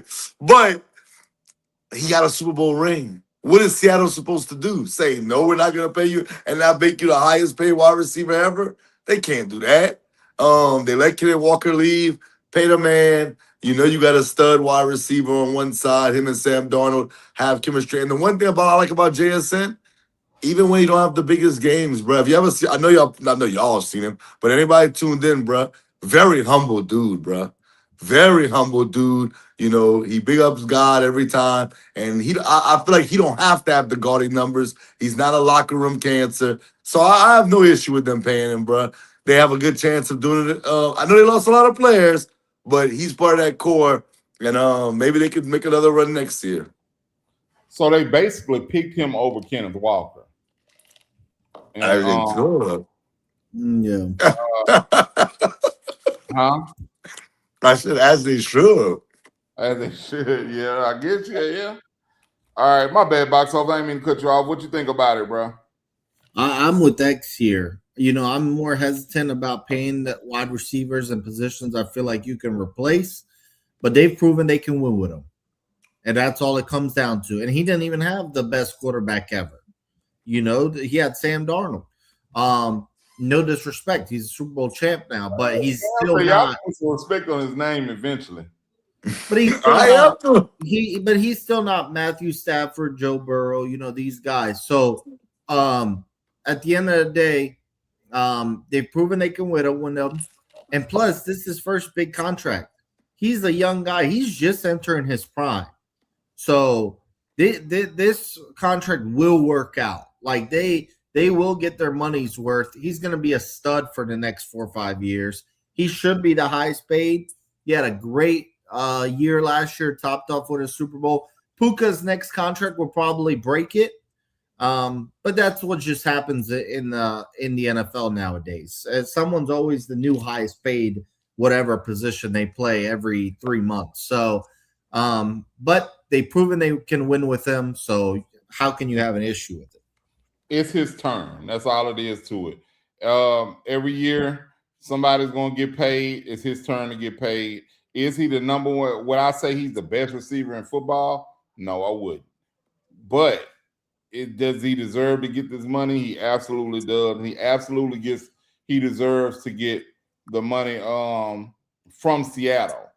He shouldn't have had to go anywhere else and get it. Like you said, he took them to a Super Bowl basically by having the best year definitely of a Seattle receiver ever. And as his first year as the clear number one on their team. So, you know, big shout out to him. I think he deserves it. And he's stating his claim as one of the best wide receivers to come out of Ohio State either. So the only thing that I don't like about this is that he shifted the market. He shifted the market with this contract because they paid him well over the last top wide receiver pay. I think they paid him about like $12 million more, something like that. And that shifts the market. And my Saints are trying to sign Chris Olave to an extension. And now we're gonna have to give him, they say we try to have to give him like $33 million a year. And I don't want to do that, but we got to now. You know what I mean? We got to. He's getting over $40 million. And that means Olave is gonna have to get about $33 million. He's an all-pro last year, and it's his turn, bro. That's how Loomis them gotta look at it. You gotta pay him, bro.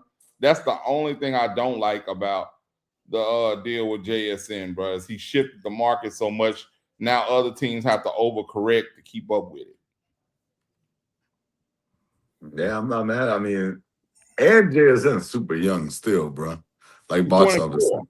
That's crazy, bro. He's gonna get another big one after this. Oh yeah. Yeah, man. That's crazy, crazy, crazy. All right. So let's see. Next, moving on, still in football. That's a little fun one. What did y'all think about the flag football game, bro? I didn't watch it. I'm not gonna lie to you. I saw some highlights, but I don't know nothing about it. Well, I'll tell you what I saw of highlights today. I didn't watch it either, but the NFL players lost both they had two players, one led by Joe Burrow, one led by Tom Brady, and the other one was the USA flag football team. And as we all know, the NFL players say they want to play in the flag football team for the Olympics. And the flag football team right now, they've been winning everything. They're like, no, we don't need them. We don't want them playing. And they don't think the NFL players should just go right out there and be able to get a spot on the team either. So what's happened is they went out there, I forget his name, the quarterback for the flag football team made a comment a couple of years ago. It says he believes that he's better than Pat Mahomes. And he wasn't saying he's better quarterback like for the NFL than Pat Mahomes. He's just saying in flag football, he's better than Pat Mahomes. And by him going out there beating Tom Brady and Joe Burrow, he didn't have to play Mahomes in flag football, but it looked like he may know what he's talking about. He might be on to something because flag football is just a different game than football, than NFL football. So me and X were talking about this last week. Mm-hmm. Flag football is a bunch of misdirection and stuff like that going on, and the NFL players, they kind of, from the highlights, they look lost. Like Joe Burrow threw a couple pick sixes, you know what I mean, against a couple of guys that nobody knows. You know what I mean? Some guys that if they put on the pads, they probably wouldn't make a college roster. So I just think it was something fun for them to do, but it definitely makes me revisit the NFL players on the Olympic team conversation, because I was all for it at first. I was like, bro, them people don't shut up. Yeah, they better than y'all. Yes, the NFL players are better than y'all. That's all I was thinking. But after them beating both teams, I'm like, well, maybe I'm wrong. And those guys just know how to play flag football better. Yeah, I remember that comment from that player, and I was like, man, shut up. But and I didn't watch it because all I did was watch college basketball this weekend. Yeah. And I watched the highlights. I watched the highlights today because I was so interested to see how. First off, they should never invite Jalen Hurts back to that. Oh my God. Oh my God. He's throwing pick sixes out there without getting pressured. How is that possible? How is that possible? I mean, I actually still think though the NFL would be better and would beat them if you put an NFL team like that Joe Burrow team, if they actually practiced for, let's say, 2 months, came up with some plays, practice against other NFL players actually pulling the flag and all of that, I actually think they would still win. I just feel like they definitely didn't practice. They came there. They had Kyle Shanahan calling some random plays that he came up with, probably that week. These guys don't have chemistry playing with each other. Like Burrow was throwing I think DeAndre Hopkins at one point. Give him a month to throw to DeAndre Hopkins, for example. I think the NFL would beat them. If they actually took their time and actually prepared the right way. Plus, this was their first ever go around. Love, that's the truth. Yeah, this was their first time also doing this. The NFL, I think, just needs a little more time, and they're gonna catch them. But I was surprised though that these fools beat them. Though I guess I underestimated, them actually doing this for a while now, but they still didn't crush them like that. And the NFL never practices this together, so there's not much to say. I think the NFL would pick it up over time.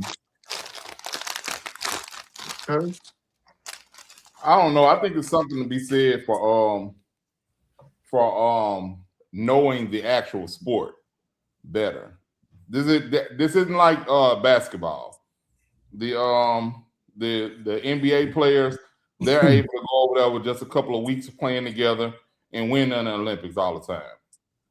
This is still basketball. They might have a couple of little international rules that are different, but it's still basketball. This is a totally different sport with flag football. Like, you know what I mean? You can have the most athletic guys. Clearly, the NFL has more athletic players, but I think that these guys have been playing this stuff and have been winning at an elite level of flag football. They got the chemistry and everything. I don't think we should upset that. I really don't. And I saw Darryl Green said he wanted to try out for the flag football team. Right. I saw that too. I was like, sit your old ass down, man. Come on, man. That's what I'm saying. Is like people not even take it as serious. Almost. You know what I mean? Like when you got a player like Darryl Green saying, "I'm going to try out," bro. If you don't shut your 65-year-old ass up, it made me mad seeing that. But I saw people like OBJ. He played in that little game. He did his little one-hand catch or whatever, and that was exciting. That was cute. But I think he was playing for one of the NFL teams and lost. Yeah. And I mean, Tom Brady went out there and did his little Tom Brady thing, but I'm sure he's not going to be trying out for the Olympic team. It wouldn't surprise me, honestly. Right. I still would take that guy. I'd take the better than Mahomes guy over Tom Brady in this game. I wish like they had months to prepare, and I think they would do much better. But they didn't even do terribly. And they weren't terrible. It's not like they got blown out. I think that the real flag football team only won by 10, I want to say, in what they considered the final. So I mean that's not terrible for an NFL team that never plays this. I think defense is probably the harder part from what I gathered off the highlights, because these fools had actual plays, and you can tell the defense kind of looked lost because they were running certain plays. They kept handing it off. They would flip it back, ladder it, and then throw plays. Like they had a real playbook. I think defense was the issue more than anything. Right. Our boy KJ,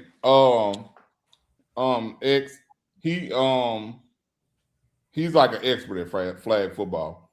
I should have called him. Yeah, if I had known we were gonna do this, I would have called him, had him come on tonight, bro. Because he used to they used to have a adult league around here. He was the coach for the adult league too. But yeah, bro. From my understanding, it's just more about misdirection and stuff like you said. They were flipping the ball back and forth and then throwing it. That's just not something that you're gonna see in an NFL game. NFL game is you can, these defensive players are like, yeah, I can use brute force and get through here and go get you. And I'm bigger than you, I'm faster than you, I'm stronger than you. And that's just not gonna work in flag football. Right. Okay. We got next. You got it, see, or you want me to go next? My bad, you can go. I just wanted to make sure we snuck that in there. Okay, cool. All right, well, let's talk some draft. Jeremiah Love, I think we all agreed that we thought he was the best player in this draft. Where do you see him going in your latest mock draft? By the way, the draft is exactly a month away. Bro, y'all know how I feel about it. I'm so happy about this right now. I think the Tennessee Titans select him at number 4. That's crazy. Like, that's wild when you think about it. A top 5 pick at running back, but I just think that they cannot pass up on him. Um, I if they do, I guess I got a question for you. See, I was thinking about this because one of my friends asked me. I'm gonna tell you what I think, but I just want to know if he drops to the Saints, should the You're Saints not still draft? drafting, man. I'm asking. If he drops to the Saints, do you think the Saints should still draft him? Yes. I'm Okay. gonna bust your head. No, because you know what I think the Saints should do? If it comes down to that and the number 8 pick comes up and is on us, somebody want him. I'd trade back. I'd trade that number 8 pick back, take somebody's first this year and next year, and we going. Oh, see, you starting to learn a little something. So I'm watching you, brother. I'm watching you. But I do think the Titans ultimately take him. The Titans, they have their new uniforms, or should I say their old uniforms. Well, I know it's, I understand the whole difference with the Houston. I to get all that, but I just think that you have to have that dynamic player behind Cam Ward. You brought in Wandale Robinson. I'm not saying he's going to be a elite number 1, but you're starting to build something out now. Yeah, I think it's going to be the Titans that take him at number 4. They can't let him fall past them. Right. I do think that the Tennessee Titans are a bad franchise, but I don't think that they're that bad that they would let him fall. That they would look at him on the board, knowing that's what they need, and not picking. I couldn't see them doing it. That would be malpractice. So I don't think he goes past 4, unfortunately. But like I said, if he was there at 8, if I were the Saints, I'd trade down. And get somebody number 1 this year and next year. Okay. He's definitely going top 5. Now, does Arizona pick him at 3 because they're not bringing back James Conner? Do the Titans picking him up at 4 because that's what I'm reading as well as what X was reading? And I'm hearing the Giants are very interested in him as well, which doesn't make a lot of sense to me. Actually stupid. Yeah. So I think the Giants have way bigger issues. So I do think in the end he's going 3 or 4. And I'm just going based off of what I'm reading. I think he ends up a Tennessee Titan.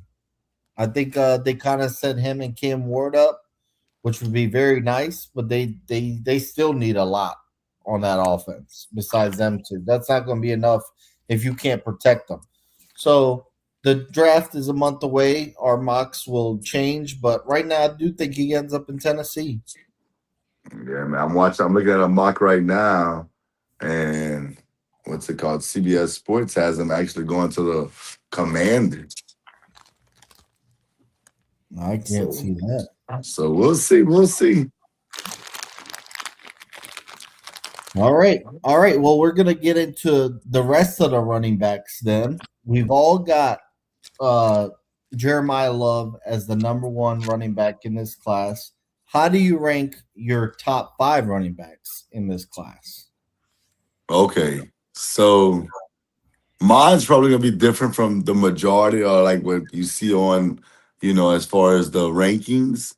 I don't know who I want to put 2 because I like all the guys.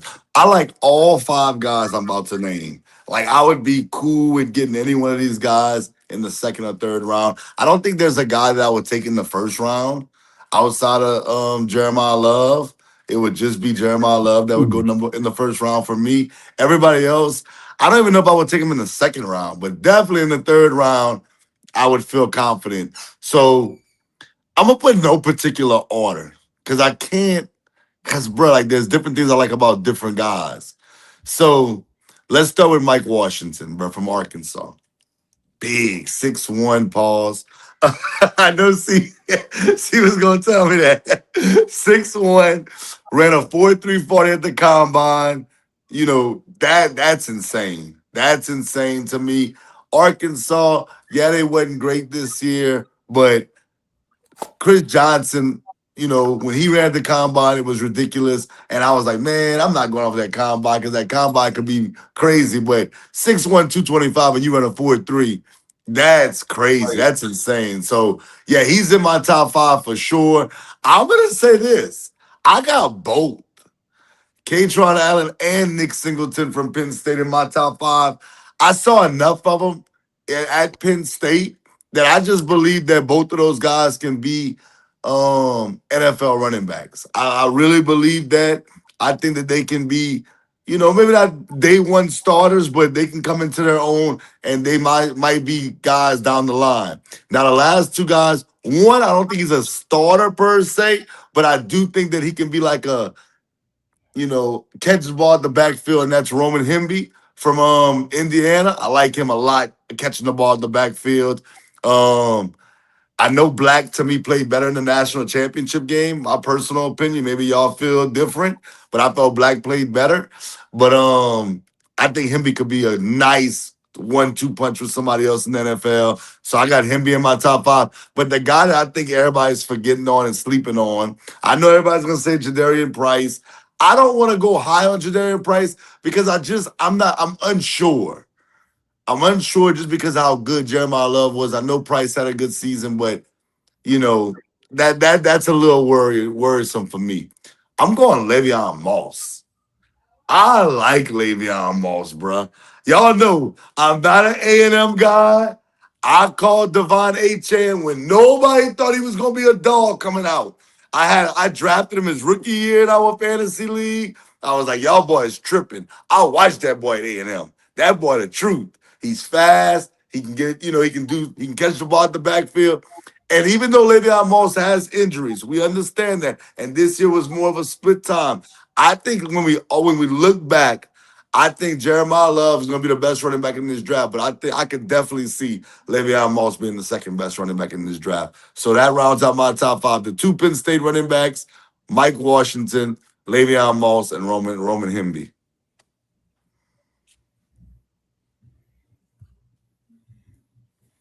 I can go next. See frozen anyways. I'm gonna go next.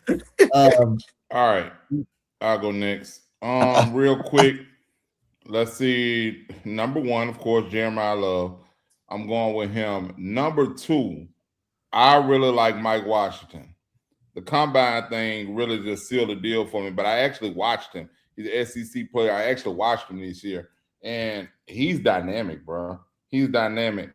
I think if he gets put in the right system, if he gets put in the right system in the NFL, we could be talking about him in 10 years saying he's a better player than Jeremiah Love ended up being in the NFL. I know that's big to say. It sounds crazy right now, but just, you know, roll with me on that for a little bit. All right.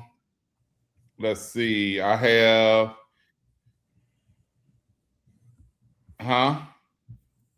Nothing. Nobody said nothing. Yo. You good? Yeah. Go ahead, box office. I think he's way behind. See frozen right now. Yeah. So I'll go next. You muted, box office. Am I tripping? You tripping? I'm not. I can't hear you neither. You hear me? Now I can hear you. It must have been what C was doing. I don't know what C was doing. I couldn't hear you. I was not muted. I'll go next. Number 1, I got Jeremiah Love. We've talked about it. I think he's clearly the best running back. And by the way, I'm not big on these running backs. Like you said, X, I'm not grabbing anybody but Jeremiah Love in the first round here. I'm not. Maybe late second, but not first round. So I will go with Jeremiah Love 1. Number 2, you know, I actually might surprise some people. I'm going to go Katron Allen. I like 2. But he's here from Virginia. I thought he was better than Singleton. Singleton was a little inconsistent for me. Katron Allen to me was consistent every game. Like whether he was the lead back or the second string, and they would flip him all the time. I thought he was the more consistent one. But like I said, I'm not even grabbing Katron Allen. You know, the first 60 picks. Right. Like I'm not doing that. Number 3, I'm gonna go Mike Washington, the speed guy. He showed some flashes when Arkansas was playing. The combine did wonders for him. So I will go Mike Washington, number 3. Number 4, I will go with Kalon Black. He was awesome for Indiana. Right. Always would bust out big plays, big runs whenever they needed it. I liked Black. I'm going to go with him at number 4. And number 5, I'm going to go with Jadarian Price. Okay. Because he had to share the load with Jeremiah Love, and that held him back a little, but he could play. I just thought he did not get the right touches sometimes, and that makes sense with Jeremiah Love around. So to recap, I'll go Love 1, I will go Katron Allen 2, 3 Mike Washington, 4 Kalon Black, and 5 was Jadarian Price. Jadarian Price, I know people are saying that he might be the second best running back in this draft. And I get it. Potential for sure. I just don't know if he can be the workload back in the NFL. And if he's not, that's fine too, because like we just said, 3rd round pick, you don't have to be the workload back. You can be a guy that shares carries. I get it. I don't know how I feel about it yet. And I know Katron Allen and Nick Singleton shared. I understand that. And I got both of them in it. But they just took more 50-50 share, in my opinion, than Love and Jadarian Price did. Hold on, C's back. We got C. Oh, we might have somebody else. Okay. Well, okay, we got you back, C. You can hear us? Yo. You good? Yeah, y'all can hear me? We can hear you. You can hear me? I can hear you, but you're frozen. Yeah, I can hear y'all. Y'all can hear me? Yeah, but I think you're behind. Like you hear us like 10 seconds later. All right, y'all can hear me. Yes. Yeah. Yo. Hey, yes, we can hear you. His thing is tripping. Damn, I wonder why, man. I don't know. I'm gonna switch them off. It's all good. Huh? So while we get C situated, I'm joining on my phone. Okay. While we get C situated, box office, what we got? All right. We'll do the quarterback. There you go. He's ready. Okay. All right. I had to do it for my phone, man. Oh, good. We both got through our top 5s over here. All right. I'm gonna make mine real brief, man, because I want to hit something real quick on the NBA. All right. So man, I have no idea why my computer is tripping like this, man. Restart it because you probably haven't restarted in a while or something. That's literally what I just did. I restarted while I switched to a different Wi-Fi. Maybe this will work. All right, number one, of course, everybody's number one, Jeremiah Love, right? Number 2, I got Mike Washington Jr. out of Arkansas. Everybody got on him after the combine. He did great at the combine, but I saw him this year. He plays in the SEC, so I saw him. He's a dog, bro. 6'1", 223, 4'3", and 40. I think in 10 years we could be talking about he's a better back, the best back out of this draft. I think that's entirely possible, depending on what system he goes to. So I really like him. Number 3, I'm going Emmett Johnson out of Nebraska. Wow. Okay. He's people are high on him. They're real high on him, man. He had 251 carries at Nebraska, 1,451 yards, 12 TDs, and 2025. So I mean, he he has great vision. I don't know if y'all had a chance to see him. He has great vision, short area quickness, and the contact balance. He reminds me a little bit of young Alvin Kamara. You know what I mean? So I think I got him as number 3. This is a guy I didn't watch any games on him, but just looking at people's rankings, I went and watched a little tape on him. Robert Henry Jr. out of Texas San Antonio. He hit the hole and he gone, bro. Boy averaged damn near 7 yards a carry as a senior. So him being a senior is already big for me. It's good and it's bad because he's already 4 years in the college, and that can be good, can be bad, and going into the NFL. So he already has a lot of running back tread taking off his tire. But he's a sneaky pick. And I heard you mention him, Jadarian Price. Clearly overshadowed this year by Jeremiah Love, but he is a good back. He is a good back. I think he can be one of those. What was the guy with Darren McFadden? Felix Jones. Felix Jones. I think that it could be kind of like the Darren McFadden, Felix Jones kind of thing in the NFL, where they both end up being pretty good. One clearly better than the other one, but depending upon the system, he's another one. If he gets in a good system, I can see him being pretty good. Okay. I'm not mad at that. But yeah, that's my top 5, man. All right. Well, let's move on to the actual NFL then. What do you want to cover there, C? Or you said NBA? Yeah, I wanted to just hit some NBA stuff, man. Real quick, we got another guest. X, you have to bring him on, man. Got our NBA analyst join us today. What's up, y'all? Young Danielson, my mini-me.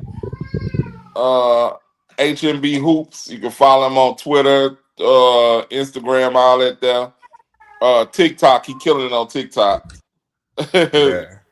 But yeah, man, he's gonna give us an NBA update, man, because I know we are watching the NBA, but we not watching it as close as he's watching. He's been watching it all season.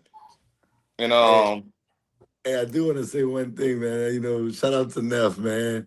That's a fire setup you got, but that's a ridiculous shirt. I'm just messing with you, man. You chose a funny night to wear that because my Pistons just beat the scrap out of the Lakers tonight. Yeah, I ain't do all that though. We're on a 9-game win streak. What you expect? Watch LeBron had 0 points at halftime. And ended with a double-double. He had as ended with a double-double. Of course. He had as many points as Bryce James at halftime. Oh God. Same amount as Cade Cunningham too. Oh, let that boy rest up. Hey yo. I hope y'all mans get well, but yeah, this ain't y'all year. And speaking of whose year it is, I want to start it off with some pretenders in the NBA, not contenders. And one of the teams that we discussed, I know when I first came on here a couple of months ago, when the NBA season first started, we had talked about who's gonna come out the East, and I know X has said the Knicks. And I remember X said the Knicks. I did? Yeah, I did say the Knicks. You said the Knicks. Well, I think we all said the Knicks. I think we all said the Knicks too out the East. I said the Cavs. And they got even better. Oh God! Y'all see who that is right there. Oh You know who's back God! there. The guy that never shows up in the playoffs. Hey, we got Donovan Mitchell for that. He ain't the main guy this time. Y'all see the work he been doing. Jared Allen, an all-star now. Got Jared Allen, an all-star. But yeah, the Knicks ain't looking too high. They be just losing games to teams that they shouldn't lose to. I believe they almost lost to the Nets the other day. They won by 1 point. And then another team I would like to talk about is the Rockets. The Rockets are another mid team that they should be way better than what they are. Right now, they're currently having a neck and neck game against the Bulls right now. The Bulls are a terrible basketball team. They're actually losing by 1 point right now, I believe. No, they're losing by 2 points down in the 3 minutes left in the fourth quarter. So I don't know what's going on with the Rockets this year. Everybody had them better than the Lakers, at least. I think everybody thought they was going to be way better than the Lakers this year. And the Lakers are the 3rd seed in the NBA right now in the Western Conference. Wait, time out now. We ain't gonna let you do that because What? you see that now you throwing me for a loop because you talking about the Lakers being ahead of Houston, and that is facts. But the Knicks are ahead of the Cavaliers, and that's facts. The Knicks are above the Cavs. But who's been healthier? I understand that, but the Knicks have been way healthier. All I'm saying is the Knicks are above the Cavs, and you just tried to pull a fast one and say that the Lakers are better than the Rockets, which they are, but they're 1 game in front. As far as the Lakers are 3 games. I'm talking about as far as losses. Oh, that don't matter. 3 games ahead in the 3rd spot. That's all that matters. Hey, I ain't mad at you. Hold on. The Knicks, man. Everybody expected more from the Knicks this year. Yes or no? Absolutely. I expected more from the Knicks. But I will say, but I will tell you this though. We talked about it. You wasn't on here, and we was like, "Would you switch your picks from the very beginning?" I said, "Yeah, I'll take the Cavs out the East at 1 point." But now I'm having second guesses because even though I know Tatum's not there yet, if he get, I really do like Boston. I really do like Boston to come out for real. And right. Of course, nobody thought the Celtics were gonna be this good without Tatum. And them boys, they're the 2nd in the East, I believe. And they just got an outstanding player back. But yeah, as far as that team goes, they always been dangerous. And I think my last thing I wanted to talk about is, who y'all think should win the MVP this year? I'll go first. Okay. I already know you gonna say. Well, I thought it should have been Cade Cunningham because they were the number 1 seed in the East, and he had the numbers behind him, and who had them number 1 in the East? Most valuable. But the issue now with that injury, he's not going to play 65 games. Nope. And so he's not going to win the MVP. So it comes down to me between SGA, Doncic, and Jokic.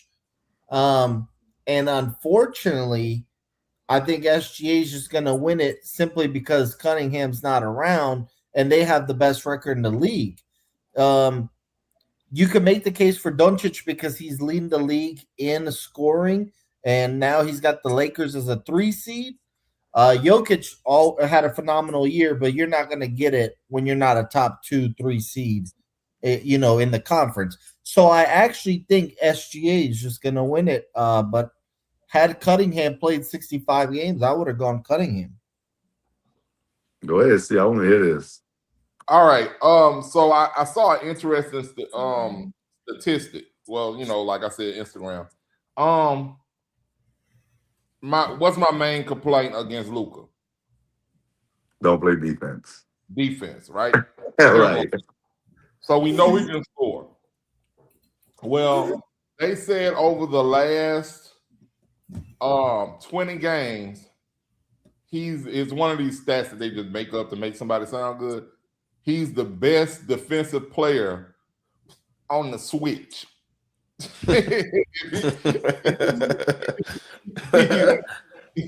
He's holding people to no points when they get switched on him.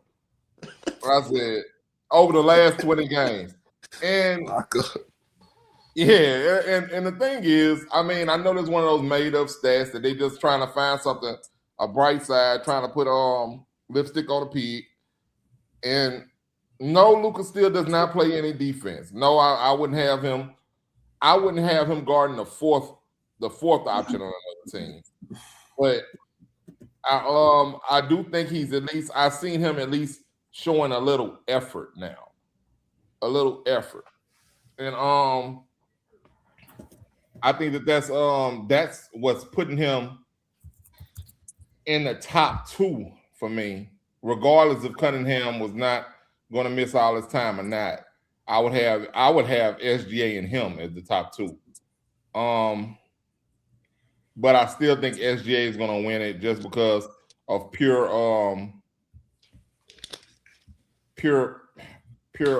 not potential, performance. Like he has all the numbers. His team is winning. I mean, there's no way I don't think there's any way anybody else can get it. Luka's making a hell of a run for it though. With what they had an 11-game win streak. It was I think it was 9 just now. And I think we didn't lose a game all this month, I believe. Except for today. And I'm like, you know, he had like a 60-point game in his streak, and he was like averaging 30. Like, that's a lot. That's good, man. And nobody could have told me the Lakers were gonna be making this run right now, especially with all the problems they had. We had nonsense talking about that they're a better team without LeBron and all this nonsense. But he led them on a 9-game winning streak. They're third, and they're not third by 1 game. They're third by like 3 games in the West. And I think that at least gives him some consideration for the MVP. But I think that Shea just has, and Shea and the Thunder are just so good right now. As long as they don't run into the Spurs, he has them looking unbeatable. So I gotta go with Shea. And that's what that. If y'all remember when we had that debate, I know, you know, shout out to Cade Cunningham. I hope he gets well sooner than later. That was my argument for Shea. I know that the Thunder are a good team without Shea, but with Shea, they're just ridiculous. Like really, like they're ridiculous. Like I know the Spurs have had their number, but in a 7-game series, could I really say to myself, would they beat the Thunder in a 7-game series? I don't think none of us would pick the Spurs to beat them in a 7-game series. I could be wrong. Maybe y'all would pick the Spurs. But I just think what Shea brings to the table for that team, he elevates them to another level, way past, you know, what they are without him, in my opinion. So I think Shea's been the MVP. I've said it when we were talking about it back then. I still believe he's the MVP. Well, I know you might say I'm biased because I'm a Lakers. God. Hold on, hear me out though. Hear me out. Let me make my case. I'm all for Shea winning it, of course. But the only reason I feel like Jokic will not win is like my dad said, I believe, is that they're not a top 3 seed. That's the only reason he won't get it. Right. But he's averaging a 28-point triple-double. 28, 12, and 10. That is insane numbers. But I think that Luka Doncic should win it. He's averaging 33, 7, and 8 right now. 1 steal per game. I know he's not playing on D, but you know, 1 steal per game. Like the last stretch that he pulled us from the 5th to the 6th seed all the way up to the 3rd seed is just unbelievable. That's the pure image of an MVP when I think about it. Because I know that if you're giving me 40 and then 60 on a back-to-back, He didn't give you 60 on all. They had a 3-day break. He gave you 60 off of back-to-back. It's a fire. That's I insane. actually, you know don't what's have to crazy? play that much, D. I actually picked Luka to win the MVP before the season started, so it You would ain't make got- me look better for that to happen. But I just got to be real. I just think that though what Luka's doing is spectacular, Shea, man, bro, he just makes OKC look unbeatable. Like they can't be beat. It looks easy for him though. Right. His It's 30 look way ridiculous. easier. Right. It looks way easier, but like, and his team around him is just so much better. Like, I think that gives him a little bit easier because they can't really send that many double teams because you're gonna get burned if you do send it. Well, let me ask you this, because I haven't been following as closely as I normally do, just due to football and college basketball. But why not Wemby? If the Spurs were to get the number 1 seed, why not Wemby? I'm not opposed to Wemby winning it, but I think it's just that because he's like under 5 years in the NBA, they just don't put those type of players in the conversation. That's what I think. I don't think it's because he's not good enough to be in the convo. I think he's averaging like 24, and I'm sure he's averaging a double-double. And my thing is, if we're calling it At the 2 seed. MVP, exactly. They only have 18 losses, what I'm looking at right now. But my thing is, when you think about an MVP, how much better does he make the Spurs on both sides of the court? And Way better. So that's my thing. Like, why nobody's saying Wemby for MVP? I'm just curious. 24 and 11. I'll tell you why. The MVP, once Wemby start winning them, he's gonna be winning them. So they're trying to hold up. And he's gonna get Defensive Player of the Year probably. He will get defense, yeah. So he ain't gonna get both. So once they start giving him the MVP, he's gonna be getting the MVP. So they trying to wait, and while they still have time to give it to somebody else, they're trying to let them do it. But next year, I don't see how anybody else is gonna get the MVP. Because let me ask you this. Let me ask all of y'all this.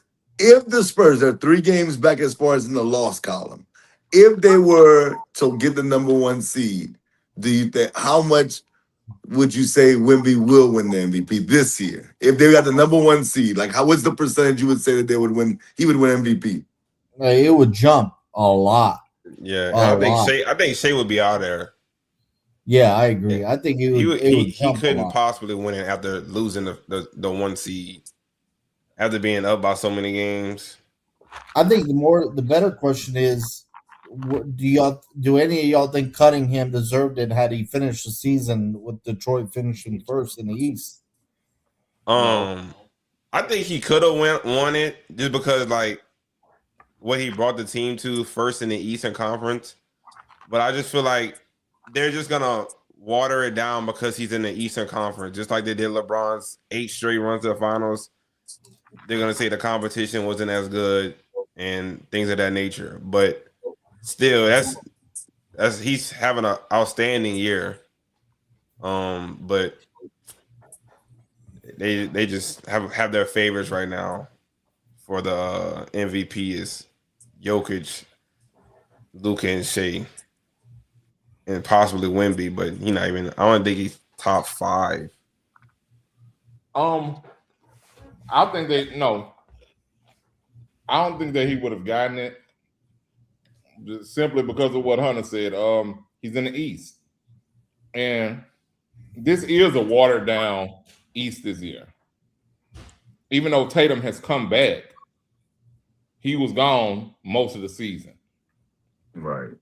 So you got Tatum been missing. What's my man for the Pacers? Halliburton. Tyrese. Halliburton got out of there. The Knicks haven't been doing what they were supposed to do. We already know what Philly, Embiid and George, they're all always hurt. It's been just a watered down season in the East. The usual suspects haven't weren't expected to be there. It's not a real big surprise to me that Detroit, after their performance last year, was able to be the best team in the East this year. To be honest, with it going down, even though I didn't pick them, I don't think any of us picked them to be the best team in the East. I just don't think that if they were comparing his team and how he's led his team to number one in the East, it doesn't compare to being number one in the West, which Shea has his team number one in the West. And the whole and also I got one player that I feel like is right there with Cade that could have possibly either won it if this team was higher, which I feel like he should have more of a, I don't know what the word is, maybe bragging rights or like be up in the standings more, is Jaylen Brown. Yeah. Because he's playing both sides of the ball at a great level. He's averaging 28, 7, and 5 right now. Of course, one steal per game, but he's guarding the best player. We seen what happened when he guarded Luka in the finals. We just witnessed that Jaylen Brown, that finals MVP, he's still intact. He's still out there getting buckets. Increased his scoring since the last year. I think it was about 6 or 7 points per game, as he should have with Tatum out, but he still had to come through. He still had to carry his team to the second spot in the Eastern Conference. Yeah, I definitely Brown. Jaylen Brown definitely deserves to be in the conversation for MVP. Go ahead. I was gonna say shout out to Cade Cunningham. You know, I like Cade Cunningham. I thought box office was a little bit premature last year when he picked them to beat the Knicks. I thought he was more biased on that.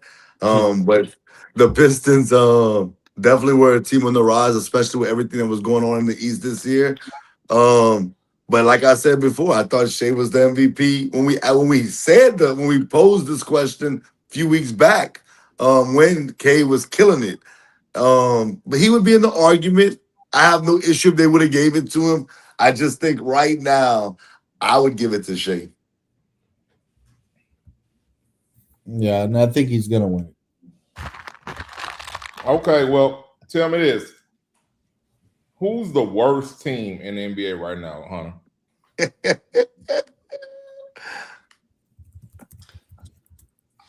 I would have to go with the team the Knicks almost lost to the other day. It's either the Nets or the Wizards, but I feel like the Wizards sometimes give teams a fight, but the Nets are just like, it looks like they don't really know what they're doing out there. And I'm pretty sure they're a young team, but like, I mean, of course they have beaten some teams. Like, they ain't gonna lose every single game. But Michael Porter was there I'm sure he's there for most of those games. But without Michael Porter, they are garbage. Indiana's pathetic too, but I feel like Indiana's trying to lose though, because probably so.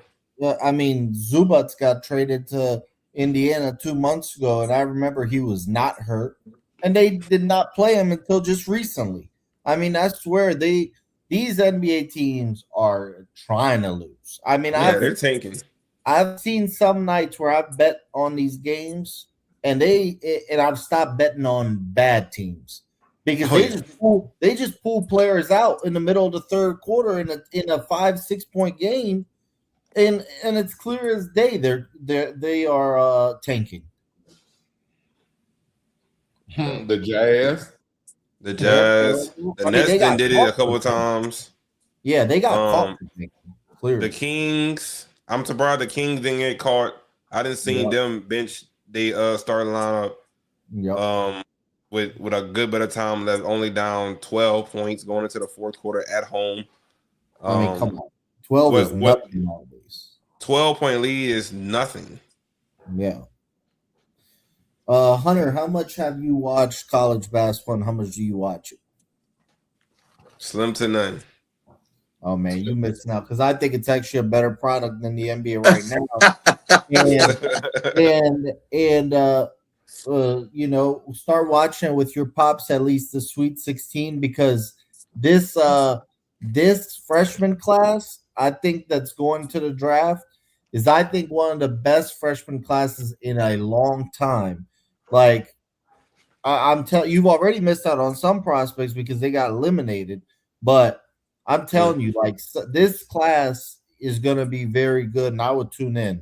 It's stacked. I stopped letting him watch college basketball with me a few years ago when he walked in the room in North Carolina. North Carolina was playing for the national championship, and Villanova inbounds the ball. And he walked right down there and hit the 3 to win the damn game. And he said it. He said, "Oh, they finna win." I said, and he walked right in.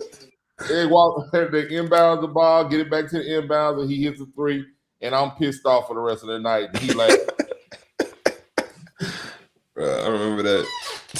Hey, when you start watching college basketball, man, we got room for you on the Duke bandwagon, bro. Don't be a North Carolina fan. he ain't gonna do that.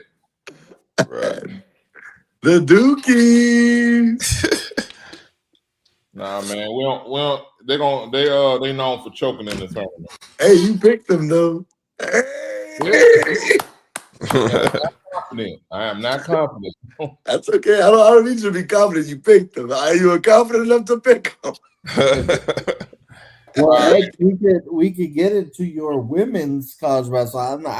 That's the one thing I'm definitely not watching. No, hey yo. Don't be disrespectful. Watch your mouth. Real quick, I'm just gonna say, I know that y'all don't watch it, but I think the tournament for the most part has been pretty much what we all thought it would be. Like anybody that watches women's basketball, it's pretty much lived up. The one upset that maybe you can really say that was crazy in the women's side is when Virginia upset Iowa. That was kind of crazy. Game earlier. Yeah, that's crazy. I couldn't believe they put a parlay on it. I was like, man, I was watching it, and then it was some crazy stuff that was happening. They had like some fouls that like I didn't even know some of these college rules that they can go back and review a foul. Like this girl got hit in the throat, and then they went back and reviewed it and gave her the foul. Right. Based on that, Ole Miss got knocked out by Minnesota. For people were saying that was crazy one too, because Ole Miss, even though they were the 5 seed and Minnesota was the 4 seed, a lot of people thought Ole Miss was going to beat Minnesota, and they were up 5, and their star player, they called the charge on her. I think it was a block. It would have been up 7. So, and she ended up fouling out, and they ended up losing that game. But all in all, for the most part, for all my people that watch the women's basketball, listen. UConn is just different. UCLA is different. There's literally about 5 teams that can win the national championship. And Texas is one of them, box office. I'll go ahead and say it. UConn, UCLA, South Carolina. And if LSU's bigs play like they've been playing thus far, they can win it. They've scored a record 100 points in both games so far. LSU can score. It's just when they match up against other bigs. Carolina. Not even just South Carolina. Just think just bigs in general. UCLA got Lauren Betts, who's going to be a problem for them if they meet up with her. Sarah Strong plays for UConn. That's going to be crazy. And then what South Carolina brings to the table. So I think those 5 teams are pretty much all the teams that can win it. Vanderbilt maybe can win it, but I wouldn't bet on them to beat UConn. But it's been a good women's tournament, but it's going to be even better once the Final Four gets here. Now you're going to find out, those big-time matchups when you see UConn versus South Carolina and possibly LSU or UCLA versus Texas. The biggest foe. Flaw J. Shout out to Flaw J. Ended her career at the PMAC the other night, and I'm telling you, bro, it was emotional for me to see that.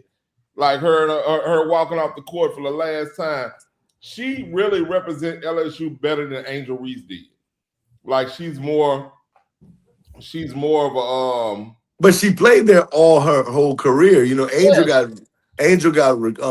transferred in. Yeah, But what I'm saying is like it's like Angel was dope. Don't get me wrong, Angel was dope. But when you think about LSU women's basketball moving forward, you're gonna be thinking about Flau'jae before you think about Angel Reese. Yeah, man. Shout out to Flau'jae, man. It's definitely it's gonna be tough, bro. It's gonna be tough to win it all this year, though. UConn and South Carolina are so good, bro. I don't know the girl, bro. Flau'jae, I'm talking about the name that I know, bro. Flau'jae. And South Carolina is so good, bro. Hey, this is why I can't watch the girls' tournament, bro. Did you see what South Carolina did to Southern, bro? You talking about that? I know that Juju Watkins is not playing for USC. Bruh, South Carolina just beat USC by 40. Bruh. so I'm just saying, it's crazy, bro. It is crazy. That's why I said the women's tournament is really not going to get really good until the Elite Eight Final Four, and it's really the Final Four. But I look at it like this, man. When they have teams in there, like South Carolina beat Southern by like 70. Yeah, bro. That's not even that. You don't deserve to be in the tournament. And I saw that Don Staley had sent Southern a gift before the game. And I told my wife that I said because she knows who Don Staley is. Well, she actually doesn't. She gets it confused with Kim Mulkey. But she when I say the name, she knows both of them if she sees them, but she has no idea whose name is what. But I said no, this is the one who dresses good or whatever on the sideline or whatever. But anyway, I told her, I said, yeah, she sent him a gift. She said, why would they do that? I said, because they're gonna beat the hell out of them. That's why she did that. Yeah. And she just proud of them for making it. For making it, giving them a good scrimmage before the real tournament start for them. But that's what I'm saying. Like, it's levels, bro. Like these top dogs, like the top 5-6 teams, bro. Like, I'm gonna show you, like Texas. Y'all might not. People don't even think about Texas when it comes to women's basketball. They got a girl named Madison Booker, bro.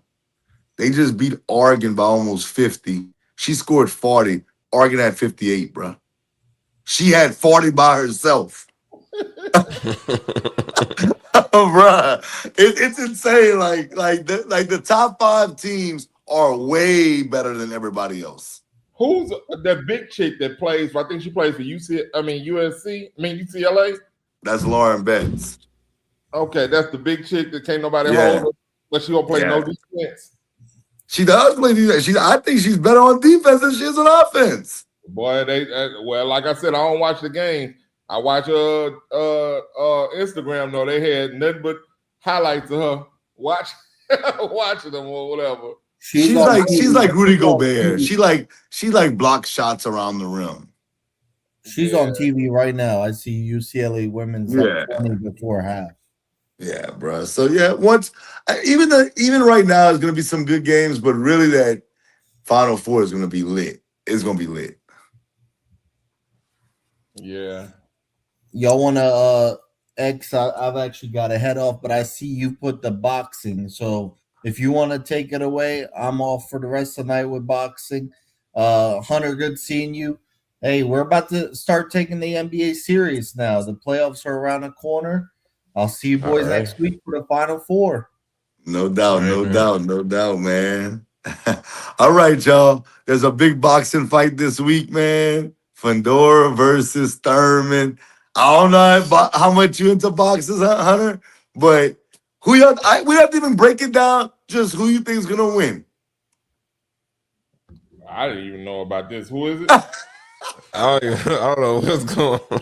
All right, well, look, we can get to our shout-outs. I'll go first. I'll just talk about this real quick. Fundora, he's tall, bro. He's like Wemby, bro, in the boxing ring, bro. Super tall.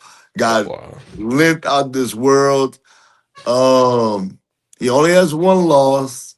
But I'm going to go with the upset. I think that even though I'm not a big Keith Thurman guy, I got Keith Thurman beating Fundora in this match. So y'all tune in this Saturday. It should be a goodie if Fundora wins this match. Hey, bruh. He might climb up that mark. He got reach, but I think Thurman catches him somehow, some way, and puts him to sleep. I'll say a 7th round knockout. Yeah, But shout out to you. Go ahead. I'm sorry, see. I haven't seen Fundora fight, but I have seen Thurman, and so I just got to go with what I've seen. Keith Thurman is a hell of a fighter, and I'm just looking. This sad. I'm looking at him. Thurman shouldn't lose to this dude. Oh, come on, Steve. But if I saw those two guys about to have a fight, man, I say, nah, I got that dude. And it would be Fundora I'll be talking about. But shout out to y'all boys. I'm gonna get to the shout outs because I don't think there's nothing else that we're talking about, right? Nah, we good. Well, shout out to y'all boys. Hunter, man, definitely a pleasure having you on, man. Definitely want you to come on a little bit more. Just don't wear no Lakers gear around us, man. I know you love Bron. I loved Bron before he went to the Lakers. I just don't like the Lakers. It ain't even nothing to do with Bron or Luka. I just don't like the Lakers. So shout out to you for coming on, man. Shout out to C, man. And I'll be on here next week, C, to tell you why the Dukies are going to win the national championship. Woo! Hey, man, as long as I win the money on this tournament, bro, on this bracket, I'm good. I hope they win. All right, honey, you got some last minute shout outs? Urja Baka, Chewbacca, Waka Flocka. Lakers in 5. I'm going to catch y'all boys later. My wife waiting on me. All right, man. My last minute shout outs, I always go my family, Hunter, Morgan, Tori, Krishna, Lee, and Elwood. Daddy, love y'all. I see y'all in just a second. Well, I see Hunter now. Love y'all. I'll see y'all in a second. To my beautiful wife, Latricia, I love you too. I'll see you in just a second.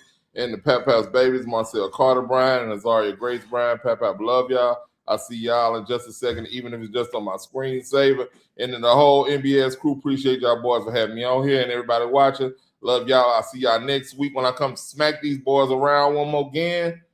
Boot up or shut up.